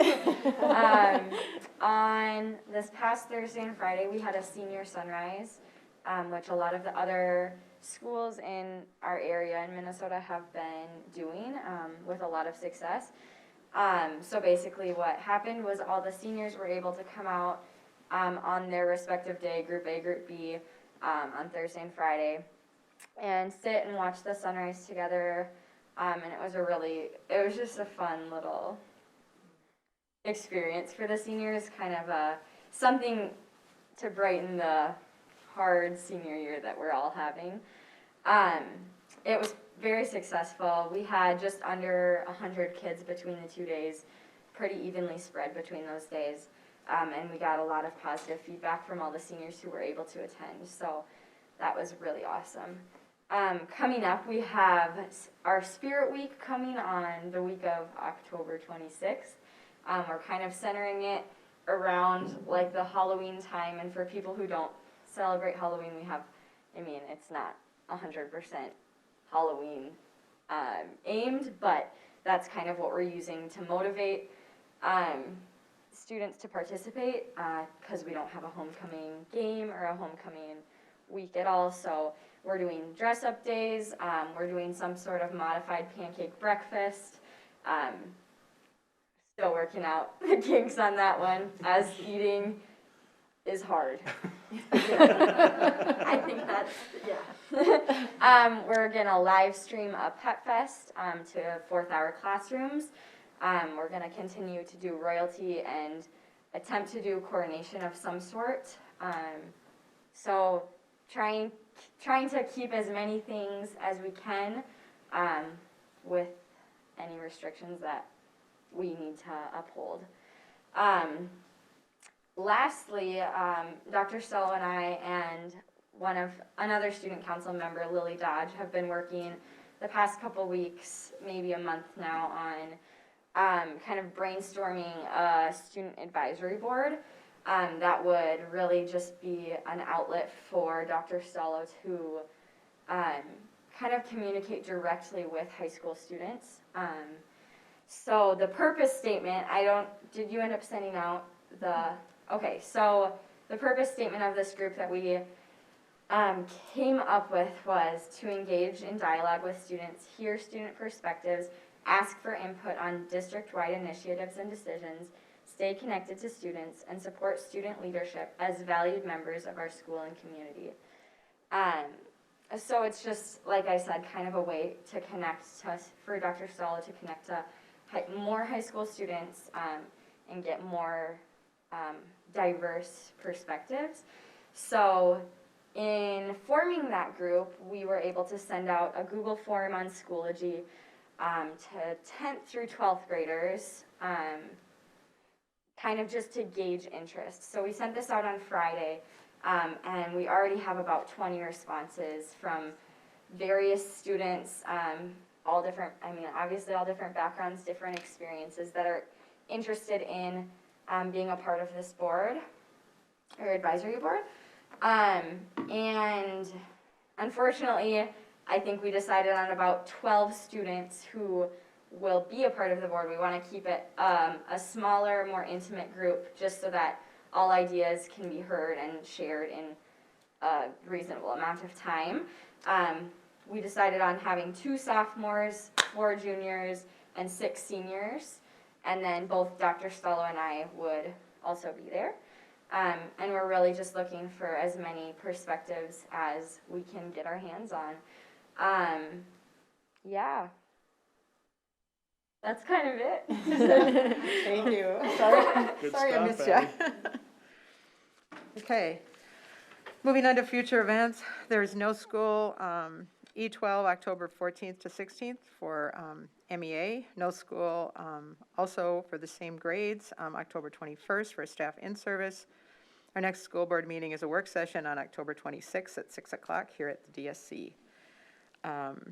Just want to thank those that helped get the technology tonight. Chelsea, Marcus, Martha, and Christy, and anybody else that helped you, because it all worked really well and I could see everybody. So thank you for, it's always challenging, so thanks, especially with 3 board members on the screen. So with no other business that I see, I'll take a motion to adjourn. So made. By Melissa, second?